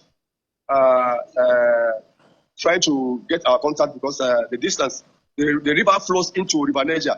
So the people at the downstream of River Niger, we have engaged them, the divers there, and the local communities within the banks of the river. We've been talking to them, following up on what the situation is. But for now, we have not had any report of any recovery. The numbers still stand at 153. And relief assistance have already been given to them. It's already in process. People are coming in numbers to come and assist because the government has declared and also open an account where you can lodge any money or if you have any relief assistance to take, the committee is already in place to receive your relief assistance and document it and also pass it to the affected person. Because the mountain is large, the people that are displaced is also large. We have a very big number. So we are calling on all well-meaning Nigerians, individual philanthropists, our international partners to come to the head of the state government because this is a very big situation. All right. It is very surprising. This thing has not happened before, and this is an interland, not a lowland where you have any river very close by. Rivers close to that place that are more than 20 or so kilometers to that environment. So this water just came from a particular environment to that place because that day before the incident, there was torrential rainfall that lasted for hours. So in the morning, the water, there was no flash flooding, there was nothing in that environment. Only for them around 7:30, between 7:30 and 7 and 7:30, they just saw a particular segment of the town. Director àjọ NEMA tán rí sí ọ̀rọ̀ emergency káàkiri Nàìjíríà náà ń sọ̀rọ̀ yìí o wọ́n sì láwọn wà mọ́kwá ṣùgbọ́n wọ́n láwọn ti ń distribute ṣé kò yẹ kán fi èrò tí wọ́n ń fún ní nǹkan àwọn èrò náà wọn ò tí ì rí nǹkan kan ṣé kò yẹ kán ṣe fídíò kan fi èrò hàn wá wọn ò sọ nǹkan kan o ẹjọ́ nìkan nọ́mbà ọmọ Nàìjíríà rò. ìjọba ẹ sì tún lo AI bẹ́ẹ̀ ṣe lo AI lọ́jọ́ sí ẹ lo AI kẹ́ ẹ fi gẹ́ẹ̀tì gbogbo àwọn tí yà ń jẹ yìí kò dáa báyìí ẹ mọ̀jì ò pẹ́ jù ẹ mọ̀jì ò pẹ́ jù o bá a bá pẹ́ lórí míkíní èsìkéèsì àwọn ọkùnrin yẹn ẹ jẹ́ akóńbẹ́ ẹ jẹ́ wá sáré dé inú stúdíò níbi tí Rufai àti mínísítà àtàbàtì tán ti jọ ń wà kó tán béèrè price iye tán ṣe títì lọ́wọ́ ara wọn mínísítà ní 4 billion per kilometre mo ní èsì o ó dà ẹ bá ń tẹ̀sí nílé agbára. So what you have just come, and good to see you again. What you have just come to tell us here, that you are doing a project Rufai. Good to see you. Good to see you, sir. What you have just come to tell us here is that you are doing a project worth trillions without transparency and an open bidding process that gives everybody the chance. Can you show me if there was somebody tell hang on a minute, let me finish now. Let me finish. I gave you the chance. Rufai, hold on. Can you show me? You don't darken counsel without knowledge. No, wait a minute. I'm putting you right so that you can ask. Let me finish. No, get information right. You won't allow me finish. Let me learn at least. You are finishing on wrong. Wait now, Minister. You want to take this interview from me? Let me ask the question and you correct it. Rufai, you are dark. Let me ask the question and you correct it. Please, let me speak, Minister. We are very good friends. So, you gave me honorable mention at the Millennium Bridge. You are my man. Bless you. So what you are saying is that no independent free bidding process for everybody. You just went along with high tech because they did some work in Lagos before. And the argument you are making, with due respect, Minister, that they brought equipment to help in the independent bridge scenario and all of that. That's no big deal. They are benefiting from the government in other ways through the coastal road. So it's not an argument. So you are saying that there was no open tender. At least give others a chance to bid. Secondly, Minister, I want to bring forward the case of Windsor. You will react, Minister. You will react. Let me have my time. You will react to it. Rufai, hold on. Minister, I'm not finished asking my question now. You have not finished now. You will react to it. Let me correct this one. You will react to it. Give me the chance. You see, we are wasting time. Winsome Homes, she said she got some money from the diaspora. And there's been a back and forth I've been seeing in the news. I don't know what your take is on that Winsome Home project, the real estate developer. Thirdly, Minister, give me empirical facts of how much you have spent for these first 30 kilometers that is about to be commissioned. How much you have spent in also the street light deployment and other things that you've deployed in these first 30 kilometers. So let us know a price range variation. If you can also give me kilometer by kilometer spending and some other empirical breakdown so we can see it. If you can't finish it here, you can send the documents to us so that we can just also assess the spending. Thank you, Minister. Rufai, first and foremost is that you have to recall that you carried your calculator, and I was in the studio and I was giving you the figures. I didn't carry calculator like you, and your calculator could not properly calculate what I was saying. It was, Dr. Bati that came between us. He said, okay, leave the calculation. So I ran the figures. Rufai, the first 47 by 47 kilometer of the Section 1 Coastal Highway was awarded at 1.068 trillion. And we have 30% component of the federal government counterpart funding and 70% loan component. As of today, we have not secured one kobo loan on the project. But high-tech had invested their money, and that job is about 80% done. The solar light is not an isolated contract. It's part of the project, the road architecture. You have the cable ducting, you have the drainage, you have the tree planting, and of course you have the train track, which we have made provision, for future train construction. It's not part of my mandate, but we have to make that provision, for future. And then when you said we didn't give others the opportunity, and that's what I'm trying to correct you, that we have three kinds of a procurement process. The first one is, restrictive for specialized jobs. And when we use, that specialized procurement process for sections 1 and 2, for section 3A and 3B, Sokoto Badagry, the Trans-Sahara route, it became selective tendering. Other contractors were invited in each of the other processes, and of course they bid it. And the high-tech won because of their technical competence, the equipment they parade, the number of expertise they have, and the local content components of their engagement, because they have a lot of engineers engaged, they have a lot of engineers being trained, they have a lot of services being given, and even small contracts are being given to our engineers so that they can also learn and benefit from that. And so when you talk about how much have we spent on Section 1, we've paid 30% of the cost I told you. And when you come to Section 2, it's 1.33 trillion. And we have only committed 30% of the cost of that project. And the 70% is the loan component. And that loan component has not come. And that's why the development partners came, the Dutch Bank and the Development Bank of Southern Africa capacity. If we give you a job and within 30 days you have not started permanent work, it now deemed that contract is terminated. And when we give you mobilization, we are not giving you another money until you exhaust that mobilization and end a milestone, over and above the mobilization. Minister, and this is what we are doing to checkmate people that are portfolio contractors. And that is working. And that is what the president directed we should do. And that is what we are doing. Cost per kilometer. Just give me the number. Cost per kilometer in this first 30 kilometers. Quickly, Minister. Cost per kilometer.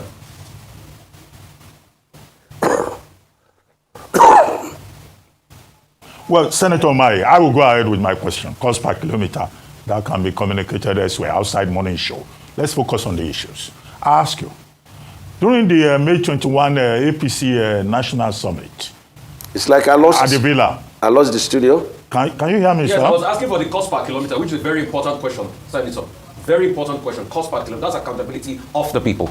If you can give us the cost per kilometer we'll question. Take a short break. If Senator Engineer David. Abẹ́rẹ́ wípé àtẹnumọ́ wọn ní ìsọ àtẹnumọ́ kì í jóná bí Rufai ṣe ń tẹnumọ́ wípé cost per kilometre làwọn fẹ́ gbọ́ ẹ̀yin náà ní kẹ́sẹ̀ calculation ẹ̀ mọ̀ wá fáwọn oníṣẹ́ òjijì awakọ̀ ni àwọn kọ́ náà bá yín náwó àwọn kọ́ náà bá yín ṣe contract ẹ̀yin tẹ̀ ń ṣe náà gẹ́gẹ́ bí transparency tẹ́ gbọ́dọ̀ ṣe fáwọn aráàlú ẹ mọ̀ sọ pé kán máa bá yín calculate ẹ̀ èyí ni kẹ́ ẹ mú calculator yín jáde àbàtì náà fẹ́ dàrú ó fẹ́ change sí question mi ṣùgbọ́n Rufai alátẹnumọ́ ó tẹnumọ́ cost per kilometre pé ẹ fún wa níye kìlómítà kan nídìí èyí àbàtì gan ò lọ sàn ó gan padà sórí question yẹn ẹ jẹ́ àgbọ̀n tí minister fẹ́ sọ. The cost of the project, the cost of the project cannot be said per to kilometer. Be. Look, per this kilometer. is one single cost per kilometer. Yes, but you were the one that stopped me when I was doing off-head calculation of that. And I arrived, and from the empirical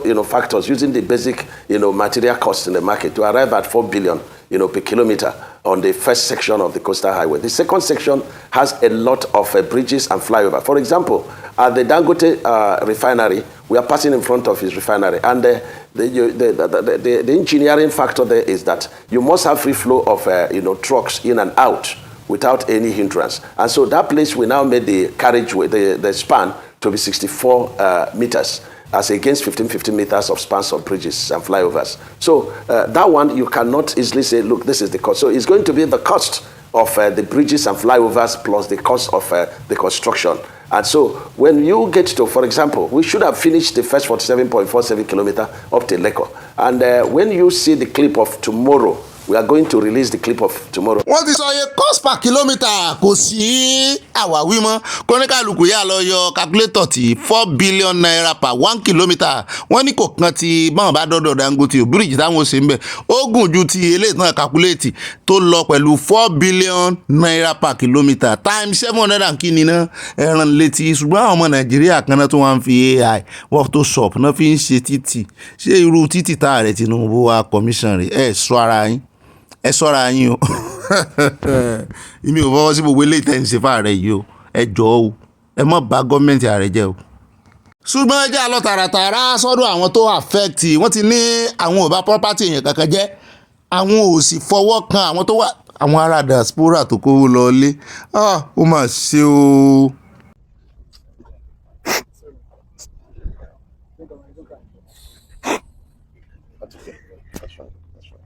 As I'm here appealing to the Honorable, the President of Nigeria, Bola Ahmed Tinubu, to please come to our assistance, come to my assistance, because I can't make a reputation back in America as I have for this country. I speak so highly and so freely about Nigeria. My name is Dr. Kimberly Ellen Stark.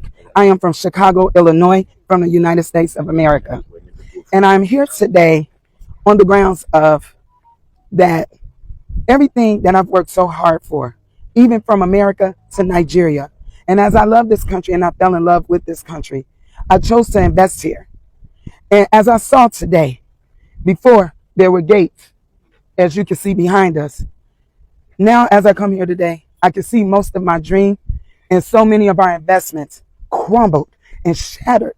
It is a sabotage. It is an abuse of power. It is the reckless destruction of approved estates and legal investment formed by misinformation and private interest. Look at our investment now, over 700 billion down the drain. Please, Mr. President, I ask you for your mercy to come at our assistance. And let me state it plainly. It is your own Minister of Works and your Federal Controller of Works who is now thwarting the Renew Hope agenda by pushing a diversion that bypasses the gazetted alignment, a diversion without valid engineering justification, and by doing so in direct contravention of court order. The minister is not only breaking the law, he is tearing down the ideals you ask us to believe in. The law mandated that no work should proceed on that alignment. Yet, demolition crew arrived, approved, and title issued by Lagos State government was disregarded. Armed personnel were used against peaceful workers. Foreign funded estates were reduced to rubble. And what? Ó mà ṣe o, ìgbà tí mo kọ́kọ́ rí fọ́nrán arábìnrin yìí á ti tó bí oṣù mẹ́fà ní last year. Fọ́nrán arábìnrin tó ń ṣòyìnbó yẹn tó lóun wá láti Chicago. Mo kọ́kọ́ rò pé Chicago ló ti ń sọ̀rọ̀ ní asọ́lọ́ Nàìjíríà náà. Ara àwọn tó ń dókòwò lọ sí Nàìjíríà, àwọn ọmọ Nàìjíríà kan ló convince, ẹ̀mọ́jà ló confuse. Wọ́n convince ẹ̀ pé kókó wá rè é. Mo wá wò báyìí, ẹ wòye bílíọ̀nù tó náà kó síbẹ̀ hùn. Ẹ wòye bílíọ̀nù àti ìgbà tán sì ti ń pariwo, èmi ò rò pé gọ́ọ̀mẹ̀ntì dán lóhùn rí. Èmi ò wá láti advice èèyàn kan o. Èmi kọ́ mo bọ́ sí sí owó rẹ̀ bó bá wù ọ́ owó rẹ̀ lọ. Èmi náà ló wò mí lákàntì. Gbogbo ibi tó bá wù mí níbi náà kò lọ tí ń orí fi. N ò wá láti discourage rẹ. N ò sì wá láti encourage rẹ. Indifference. Torí ẹ̀ mo máa ń sọ pé àwọn ò gbàdúrà kí ti Nàìjíríà bàjẹ́ o. Ṣùgbọ́n a gbàdúrà fún kí ti ẹ̀ dáa. Àbí?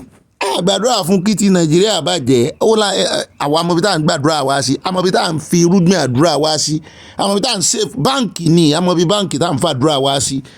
Tí Ọlọ́run ó sì gbà fún wa láìpẹ́ lórí òmìnira Yorùbá nation. Ṣùgbọ́n àwa ẹ̀ ní gbọ́ lẹ́nu wa ìgbọ́ burú lẹ́nu abọ́ rẹ̀. Ẹ̀ ní gbọ́ lẹ́nu wa pé kí ti Nàìjíríà bàjẹ́ kò kàn wá. Àmọ́ rí ìbá kú. Ntí Bíbélì ti wá sọ fún wa ni pé mọ́ wá rere Jerúsálẹ́mù ẹ̀ ń bá wa òun náà jẹ́ ń bẹ̀.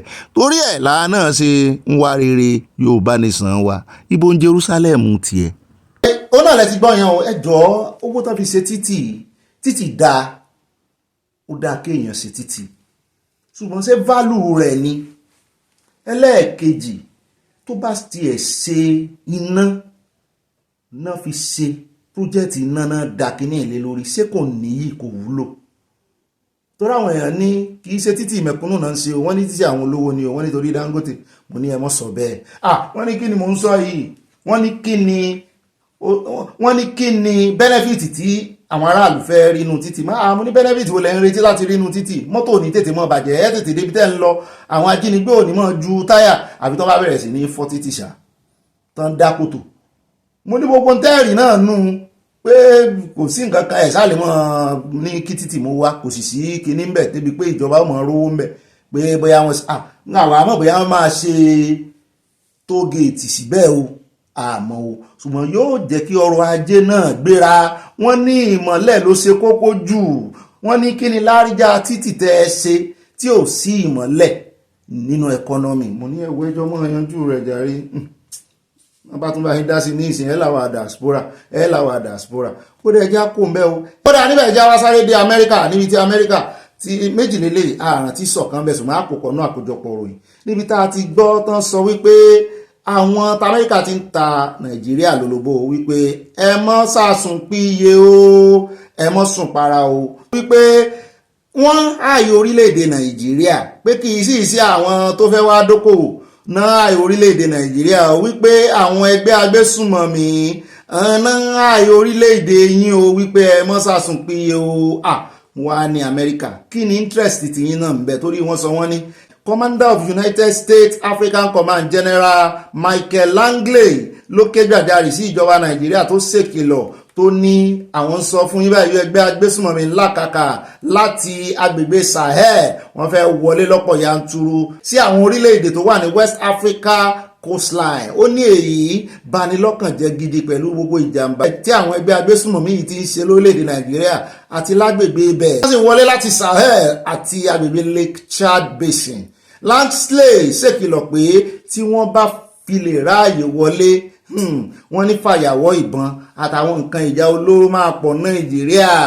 Wọ́n ní yóò sì le jù bẹ́ẹ̀ ṣe lérò lọ o. Wọ́n ní àwọn orílẹ̀-èdè Sahel bíi Mali, Burkina Faso àti Niger ni wọ́n kà sí headquarters àwọn terrorists fún àwọn insurgent network bíi ISIS àti Al-Qaeda. Pàápàá jùlọ wọ́n ní wọ́n fìdí rinlẹ̀ ní Burkina Faso. Ó máa ṣe o, àwọn tẹ̀sí dárúkọ ẹ̀ wọ́n ti kúrò nínú ẹ̀kọ́ wa, ṣùgbọ́n àwọn ọmọ Burkina wọ́n wá ń fẹ̀sùn kan àjọ Amẹ́ríkà wò pé ọgbọ́n àrékérekè lẹ̀ ń dá pé àwọn ní tágẹ́ẹ̀tì yín, pé Traoré ní tágẹ́ẹ̀tì yín, àwọn ò sì ní gbà. Àsùnwọ̀n gẹ́gẹ́ bí 2025 Global Terrorism Index tí àjọ Institute for Economic and Peace fi síta o, wọ́n ní ìjàmbá ẹgbẹ́ agbésùnmọ̀mí láti àwọn orílẹ̀-èdè Sahel jẹ́ 19% nínú gbogbo àwọn ìjàmbá terrorist káàkiri àgbáyé, àti pé 51% of global terrorism related ikú báwọn èèyàn ṣe ń kú ní 2024 wọ́n ní orílẹ̀-èdè Áfíríkà láwọn agbègbè tán dárúkọ ẹ̀ ló ti wá. Wọ́n wá ń bi wọ́n wípé kí ni interest yín gan, wọ́n ní lóòótọ́ dáa bẹ́ẹ̀ ṣe bá wọ́n nítorí wípé ti Nàìjíríà làwọn ń wò. Wọ́n ní kí ni interest yín Nàìjíríà, wọ́n nítorí wípé àwọn ọmọ ìlú àwọn pọ̀ ń bẹ, àwọn lẹ́mbàsì ń bẹ, àwọn ọ̀rẹ́ àwọn ní Nàìjíríà, pé àwọn òwà lè lajú àwọn lẹ̀ kíta lọ kó wọ̀, pé tó bá kan pé ní tó bá ojú yóò bá imú, tó bá ṣẹlẹ̀ Nàìjíríà yóò bá àwọn, pé Nàìjíríà sì ti wà ní gégélé kòtò terrorism tẹ́lẹ̀, pé nítorí ẹ̀ náà ṣe é ṣe agbèfọ́ba fún ọmọ ní ó dá o. Ẹ bá ṣàgbèfọ́ba tán ṣe é ràn wọ́n lọ́wọ́ náà láti dojú ìjà kún wọn. Bàbá kò ń bẹ̀ ọ̀dọ̀ ààrẹ Amẹ́ríkà là ń lọ níbi tí ó ti ganu sí máìkì, níbi tó ti ń gba akẹgbẹ́ rẹ̀ ní orílẹ̀-èdè Faransé ní ìmọ̀ràn. Àwọn èèyàn náà ló bí wípé sórí fọ́nrán kan tó jà káàkiri lẹ́nu ọjọ́ mẹ́ta yìí, níbi tí ìyàwó Macron ààrẹ orílẹ̀-èdè kìíní níbi tó ti fi ọwọ́ tì mí ò fẹ́ sọ kó gbà lójú gbogbo wa náà lásàrí tó ṣẹlẹ̀ nínú plane tí wọn mọ̀ kan ti sílẹ̀kùn plane. Kí wá ní ààrẹ Amẹ́ríkà ń sọ? Ó ní òun ti pè wọ́n, òun sì rí pé wọ́n wà alright. Ààrẹ Amẹ́ríkà ti gba akẹgbẹ́ rẹ̀ lórílẹ̀-èdè Faransé nímọ̀ràn àti ẹ̀kọ́ ìbágbépọ̀ lọ́kọláya.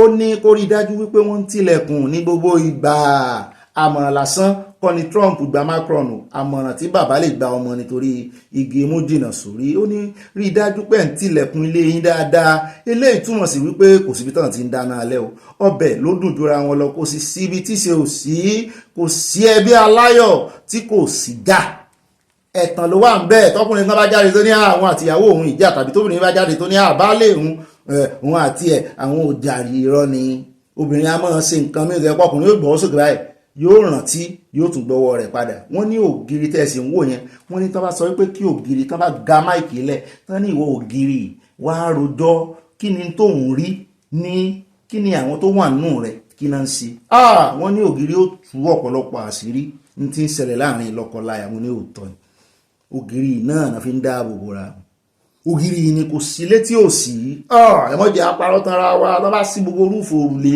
tó wà káàkiri àgbáyé ilé kọ̀ọ̀kan ẹ wò bí smoke báyìí làṣírí òsì mọ́ tú síta tọjọ́ yẹn náà wọ́n mọ̀ pọ́n ti sí ilẹ̀kùn ni torí ẹ̀ ní Trump ṣe wá ń gbà yẹn jù àwọn èèyàn wá ń sọ wípé òótọ́ ni Trump sọ pé bẹ́ẹ̀ bá wo ọ̀rọ̀ Trump dáadáa àti body language ẹ̀ pé n tó ń sọ náà ni wípé àìmọye níyàwó tiẹ̀ náà ni ọ̀wọ̀n sì fún báwọn sọ pé ìyàwó rẹ̀ ń gbà lẹ́nu o ṣùgbọ́n láàrin lọ́kọláya ẹ̀yin lè ń wo àwọn aráàlú ló ń wò gẹ́gẹ́ bí ààrẹ orílẹ̀-èdè lọ́dọ̀ ọkọ rẹ̀ ni ó lè fà lásọ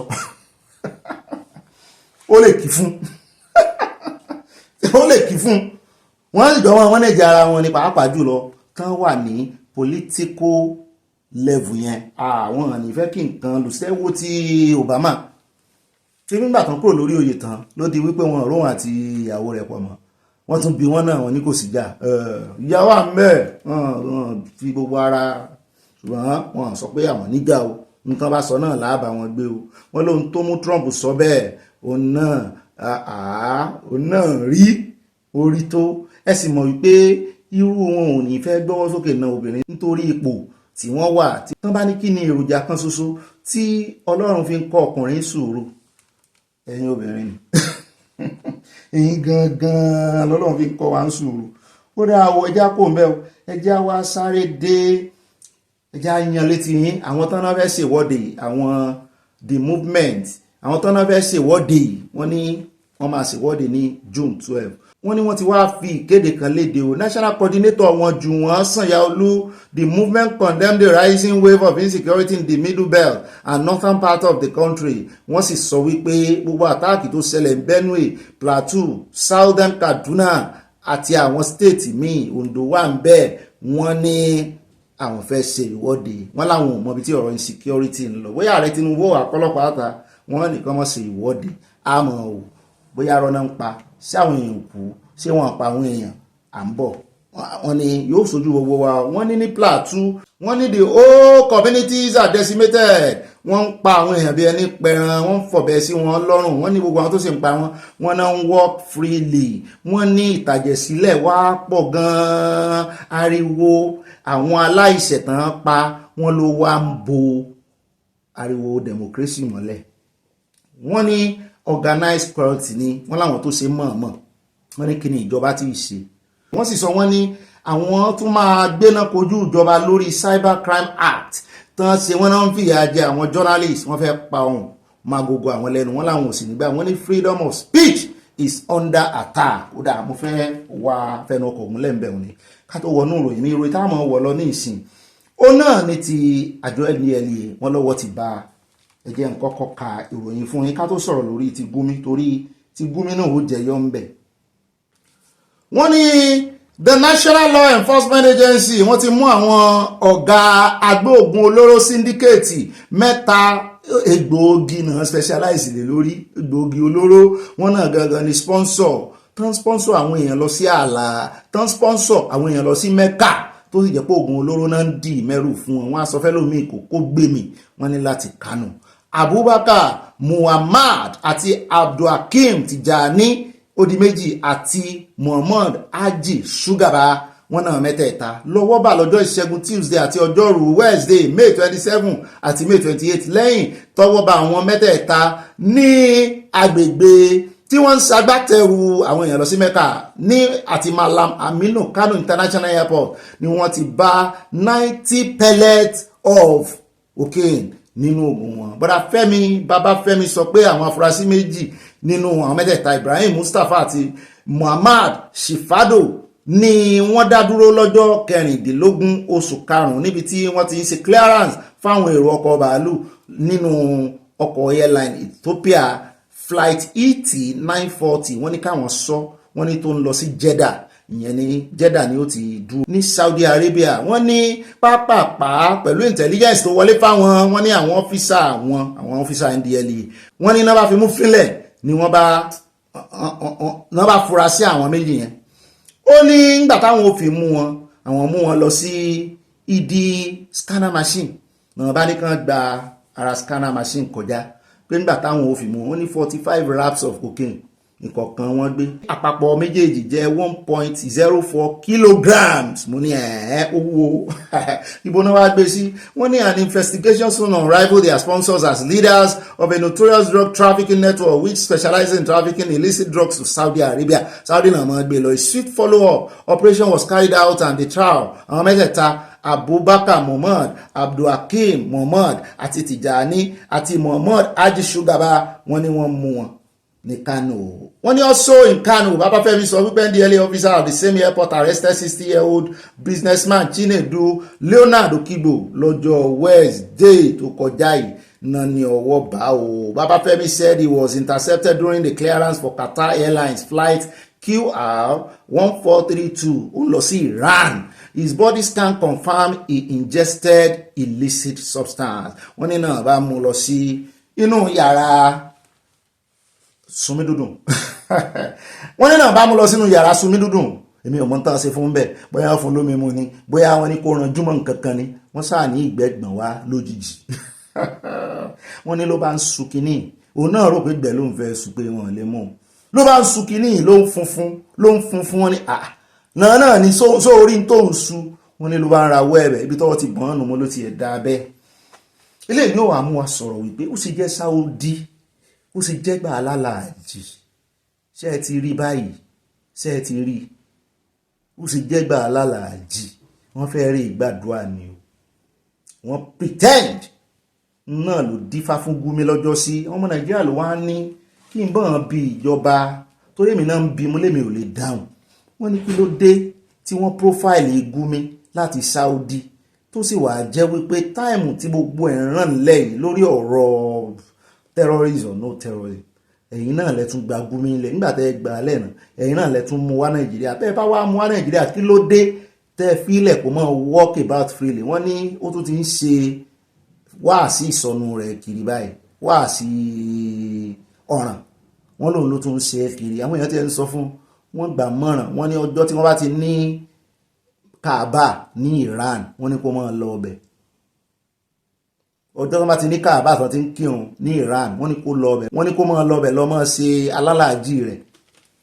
ṣùgbọ́n kí ló dé tíjọba Nàìjíríà náà ò gbé gbèsè lórí ọ̀rọ̀ yìí? kankan fi gbogbo ẹ̀ tàfàlà. wọ́n á fún yín ní intel bíi ẹ̀ ní ṣiṣẹ́. ṣé lè yóò tó intel?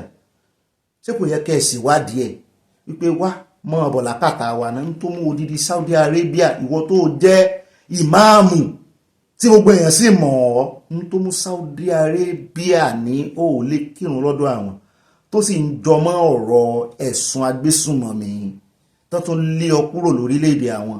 ó yá wá gànú sí máìkì. ṣùgbọ́n Nàìjíríà wọ́n ń wọ́ freely ni gẹ́gẹ́ bí àwọn tó fẹ́ ṣèwọ́de ṣe sọ. èmi ò lè dáhùn o, mo ti bá yín bí ìjọba o, ẹ̀yin lẹ́ni bá yín bí ìjọba o, mo sì ti bí ìjọba. wọ́n bá dá wa lóhùn àmọ́ retí bóyá bọ̀dà Báyọ̀ Ọ̀nànúgà ó ganu sí máìkì. àmọ́ wò ẹjá kò mẹ́ nínú ìròyìn táwọn fi tẹ̀pọ̀ létí ní ìsìn. ẹjá sáré já yín nítàn mọ́ ilé náà inú abala Sánáwọlé ló yẹ ká ti mú wá, ṣùgbọ́n àrùn tí kò tí ì lé ìtìjú. níbi tá a ti gbọ́ tán sọ wípé Wike àti agbẹnusọ rẹ̀ bọ̀dà kí ló pa agbẹnusọ wọn yẹn náà bọ̀dà Lékè wọ́n ti ń rawọ́ ẹ̀bẹ̀ sí gbogbo ẹ̀yin ará Àbújá. wọ́n ní ẹ lọ máa pọnmi sílé o. mo ní kí ló tún dé o. wọ́n sà ní ẹ lọ máa pọnmi ilé. wọ́n ní ẹ ò ní rómi lò láàrin ọ̀sẹ̀ méjì o, kó mọ́ di pé ẹ yàgbẹ́ ẹ̀ nílé flush, kó mọ́ di pé ẹ̀ nílé fọ aṣọ yín. wọ́n ní a máa pín omi fún yín ni o. agbẹnusọ Wike ló sọ bẹ́ẹ̀ o, bọ̀dà Lékè ló sọ eléyìí nínú àtẹ̀jáde tó fi léde pé méjì nínú àwọn water works àwọn irinṣẹ́ táwọn fi ń fọ omi táwọn fi ń clean omi táwọn fi ń gbé sígboro wọ́n ní kò ṣiṣẹ́ o, station méjì wọ́n ní àwọn maintain ẹ̀ lọ́wọ́ mo ní o ti dọ̀rọ̀ maintenance ẹ̀ wọ́n ṣáájú pé ó ṣe wá jẹ́ 2 weeks lẹ́fẹ́ lò láì ṣe refinery epo mi lẹ̀ ń refine mẹ́rin tán gbójúlé wọ́n ní méjì ti gbẹnu kọlẹ̀ ń bẹ́ ọmọ ní sáwọn èèyàn ìgbẹ́bọ̀ ò l'Àbújá ni àbí l'Àbújá wọn fi òfin lẹ̀ káwọn èèyàn lè mọ gbẹ́bọ̀ ò wọ́n bá sọrú eléyìí lẹ́kọ̀ọ́ ọ̀pọ̀lọpọ̀ èèyàn mọ̀ ọ̀pọ̀lọpọ̀ àwọn ará Èkó ní ọmọ yín mú sí wọn wípé sáà gbọ́kànlé omi ìjọba tẹ́lẹ̀ oníkálukú ní pèsè omi fúnra rẹ̀ kíjọba wà wọ́n mọ́ lè pèsè omi ó náà rè wọ́n pèsè l'Àbújá ọ̀sùnmọ̀ wọ́n ní yóò dẹnu kọlẹ̀ àti ẹ̀dùpẹ́ tán fún wọn ní nótíìsì wọ́n rawọ́ ẹ̀bẹ̀ ní o wọ́n láwọn ò sákọ̀ wọn ní kẹ́ faradà pẹ̀lú àwọn wọn ní tiyín làwọn náà ń ṣe pé àwọn fẹ́ rí dájú wípé omi tó mọ́ lẹ̀ mú kẹ́ mọ́ bá mú kú mú lé ó dáa àti báyìí jíṣẹ́ fún wọn ó dáa o ilé táwọn ọmọ fi káde owó rẹ̀ lẹ́ẹ̀jẹ́ adé Rivers níbi tí àwọn ọmọ ìpínlẹ̀ rẹ̀ tí wọ́n ti ganu sí máìkì wí pé àwọn ń ṣe àjọyọ̀ ọdún 68 tán dá ìpínlẹ̀ àwọn sílẹ̀ ṣùgbọ́n àwọn ò fojú rí gómìnà àwọn gómìnà àwọn kúò lórí oyè wọ́n ní kò dáa bẹ́ẹ̀ àwọn ó sọ̀rọ̀ sókè àwọn ò ní gbà ẹ bá ń ganu wọn sí máìkì ká gbọ́rọ̀ lẹ́nu wọn bẹ́ẹ̀ náà ni tí Wike náà sọ nínú interview tó tún pe àwọn mídíà sí ẹ bá ń gà sí babadé káwọn dágbére. The President General Coalition of Niger Delta Ethnic Nationality, we came in solidarity with the Rivers people. I just got the call that today Rivers is 58. That means this was the day Rivers State was created, 58 years ago. And people fought for the creation of Rivers State. Our fears are, under military regime, people stood up to say that democracy is what we want. Our people fought against military dictatorship. Today, we are in democracy. And a democratically elected president will deem it fit outside the Constitution of the Federal Republic of Nigeria to make a pronouncement that an elected governor has been suspended. This statement alone is a bad omen to our democracy. Our fears are not just the Niger Delta State. If this is allowed to stay, that means a time is going to come where a sitting president will wake up and decide to suspend 10, 15 governors of his political opposition, or governors that are not doing his political bid. So we are saying that we are interested in democracy, and those that are ready and willing to promote democracy, we must stand to defend our democracy. And that is why we thought it wise and deem it fit. Today, if you can feel Rivers State, a state that was created 58 years ago, that has been using this day to mark the progress made as a result of the democratic process that has been taking place, is in mourning. You can see that all Rivers faces are in sadness. Rivers people are in sadness because democracy has been trampled upon. The democratically elected governor has been removed for no just reason. We are saying today that today is Rivers' turn. Tomorrow it might be Akwa Ibom. The next day it might be Delta State. The other day it might be Ondo State. So we are saying that let's call a spade a spade. Let this aberration that has been done to Rivers State be immediately reversed because it is unconstitutional. Even what the National Assembly did in situations of emergency rule is an abuse to our democracy. As a people of the Niger Delta that understand what struggle is all about, we wouldn't want the people of Rivers State to go into self-help by saying that they are going to occupy all the streets of Rivers State. While this matter is still at its early and tender age, we want Mr. President to quickly swing into action and reverse that mistake which has been made in Rivers State, so that peace, stability, development and progress and the people of Rivers State can have the dividends of democracy in their state. ọ̀rọ̀ rẹ ti gbọ́ yẹn o, wọ́n ní àṣìṣe ńlá gbáà ní ààrẹ Tinubu ṣe o, ṣùgbọ́n pápápá àmọ́ bóyá Wike náà ń sọ wọn lójú lẹ́sẹ̀ ní àwọn èèyàn tí ẹ̀ ń sọ wípé Wike ojoojúmọ́ ló fi ń pe àwọn press tó ń pe àwọn oníròyìn kí ló dé gangan ṣéwọ ni ààrẹ ni. ẹjẹ́ àgbọ̀ lẹ́nu Wike náà ní dáhùn ó tún ta bá Fubara o. Ó ní àwọn ẹgbọ́ lẹ́nu rẹ̀ sínú jẹ́ sáré sí atótónu ó ní àwọn ọ̀tá àhún ó náà rọ̀gbà yìí Fubara ká ó náà wá ń lo Fubara lòdì sóhun mú ní ládúró ẹ̀bẹ̀ tí Fubara bẹ́ẹ̀ ó jáde lẹ́nu ọjọ́ mẹ́ta yìí ó tún tanu sí àwọn olólùfẹ́ rẹ̀ gan wípé ẹjọ́ ẹgbọ́n láì kó make peace pẹ̀lú ọ̀gá àhún gbà tó tiẹ̀ ti sọ wípé ajá méjì ń jà wọ́n jọ ń du egun ajá aráàta ajá kẹta tó wá láti ìta ló wá gba egun mọ́ wọn lọ́wọ́ pé fọ́mà ọ̀gá àwọn mò wá ń wò báyìí mo ní ó tún fẹ́ ní pọ́blẹ́mù mi ó ń pe Wike ní fọ́mà ọ̀gá rẹ̀ Wike sì sọ ó ní káni ní tòun ó lóun ò tiẹ̀ fọwọ́ sí pé kí wọ́n declare emergency rule ó ní òun fẹ́ kán lé Fubara wó lórí oyè ní ó ní ọpẹ́lọpẹ́ ààrẹ Tinubu wọ́n wá ní kí ló wà sí báyìí ṣé o kò ní padà bẹ́ẹ̀ ní oṣù mẹ́fà tí fẹ́ẹ́ pẹ́ jẹ́ agbọ́n tí Wike fi dáhùn aláṣejù bàbá àṣetẹ́ làwọn olóṣèlú ní Nàìjíríà. Fubara, is there going to be an end to it? I don't know what you mean by crisis between me and That's why I said, let me put it that way. I don't have any crisis with him. So whatever is going on now in Rivers State, is there going to be a resolution soon? I don't have that. Okay, let me you do understand, Honorable Minister. Is the atmosphere right now to lift the state of emergency? I'm not the president who declares state of emergency. Yeah, but it's your state. Do you think there's enough peace now? If Mr. President had called me that time, I wouldn't have agreed for state of emergency. So he knows. He knows when to lift. He has everything on his. I don't know. But politically, is it right? Is this I have never supported. So the issue of because it's right or not, it does not arise. But what I said was that his declaration of emergency was to save the governor because the governor was almost impeached. Yeah. That was not our own hope. Yeah. We wanted after the people, we accepted to somebody. Yeah. But the president is wisdom. And that's why I said the governor said it, that his people should not be talking too much. That the president saved him. I did not say it. He said it. Now the point I'm making, only say crisis. I have told you severally. I don't have crisis. Rather, the governor, unknown to me, gave the state to be the tool for those who couldn't fight me to fight me. You see, when people talk about resolution, sometimes when I go back, in my quiet moments, I play the video of the speeches of the governor. What he said, what he did to me. I will. Was it necessary? This was somebody who brought you, gave you food, gave you everything, did this for you. Then you became a tool for his enemies to fight him. We're all human. When people say there should be peace, nobody said there should be no peace. How do you feel? How do you feel? Take for example, how do you feel? You know what you pass through by sending your son to school. You know what you pass through to make it be a human being. All of a sudden, in the night, your son came with two people with gun. Just tell me, is this something that will just go away like that from your mind? You made sure you gave your son good education. You made sure you provided food for him. You made sure he didn't lack. You are ready to sacrifice everything you had, and you made that sacrifice. In the night, they said the armed robbers. Who are the armed robbers? Your son is the one carrying gun. Your time is up. Somehow, God helped you. He didn't die. Now people come, carry your son. Come and beg you, is your son. I agree. But is it? Even held your leg. It's not correct. Okay. There has never been a time. What is the remorse? Has it met with anybody? You see, I have told people, this politics of television, this politics, I feel so bad. Each time I read these things, I feel so bad. Because, yes, once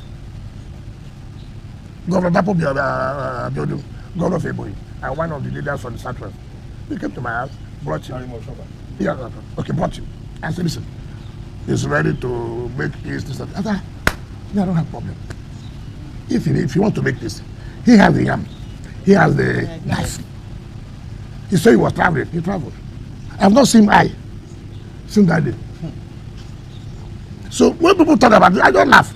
I mean, it is not to go on television to say, I don't know. Okay, will you make peace without the assembly members? Will you make peace without the leaders of the party? Will you make peace? You see, I try to be honest to people. I have said so. The mere fact that Mr. President said, look, make peace. It will be difficult for me to disobey Mr. President. But you should also know that it's not water that flows here, it's blood.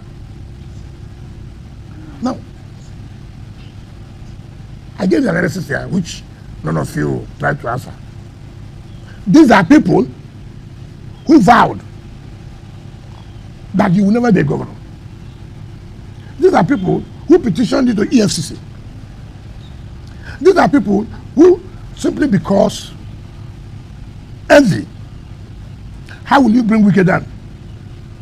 Then you provided yourself as I'm going to bring wicked down.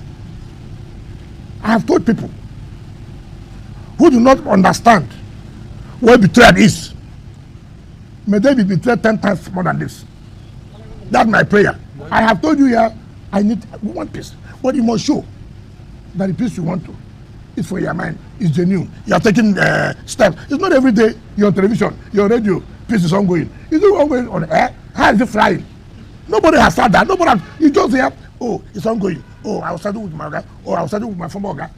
As I speak to you, I've never seen him. So I don't know what is happening. I don't know the strategy people are adopting. So that tomorrow they will say, we don't want peace. Nobody. I've got assembly. Bàbá tó lọ jálu question yìí ṣé ọ̀rọ̀ PDP lẹ kó tí wọ́n máa sọ ń bí kó tiẹ̀ já bọ́rọ̀ ìdílẹ̀ ṣùgbọ́n ògidì ọ̀rọ̀ náà lẹ ti gbọ́ òdìdí ọ̀rọ̀ lẹ ti gbọ́ lẹ́nu Wike yìí o lóòótọ́ àwọn èèyàn ń bú wọn ní sọfẹ́dọ̀ Ọlọ́run ni ó ti tó ṣùgbọ́n ẹ ní kí Fubara náà tó bá mọ̀ pé òun fẹ́ Fubara ní mood swing ẹni kò náà gbégbèsè tó bá fẹ́ bẹ̀bẹ̀ kò bẹ̀bẹ̀ bí ò bá ní bẹ̀bẹ̀ mi sọ fún yín pé Wike ó sọ̀rọ̀ lórí my former ọ̀gá ẹ sáré pọ́ mẹ́nu bà bí ò bá bẹ̀bẹ̀ kò bẹ̀bẹ̀ bí ò bá ní bẹ̀bẹ̀ kó mọ́ bẹ̀bẹ̀ kó parí ẹ̀ ó ti lóhun kò wo ohun kó ń padà síbẹ̀ mọ́ kí wàá ní orí tẹlifíṣàn ojoojúmọ́ lóòótọ́ Wike ní lọ́wọ́ ṣùgbọ́n Fubara náà dìsẹ̀rù òun ló sì ń fà wọ́n jọ ń tira wọn ni Wike ló ti Fubara débi tó dé Fubara náà ní ti Wike ó sì dùn Wike ó ní nítorí wípé ẹni tó ń torí ẹ̀ kú lẹ́wà dúró analysis tó fi ṣe wo story tó fi gbé ṣùgbọ́n àwọn èèyàn ní story yẹn wọ́n ní kò lọ wọ́n ní kì í sọmọ rẹ̀ wọ́n ní kì í sọ̀rọ̀ pé ó fìbọn sí ọ lórí bó ló sì àwọn ìròyìn làwọn ń ká àṣìlẹ́yìn kankan nù wọn.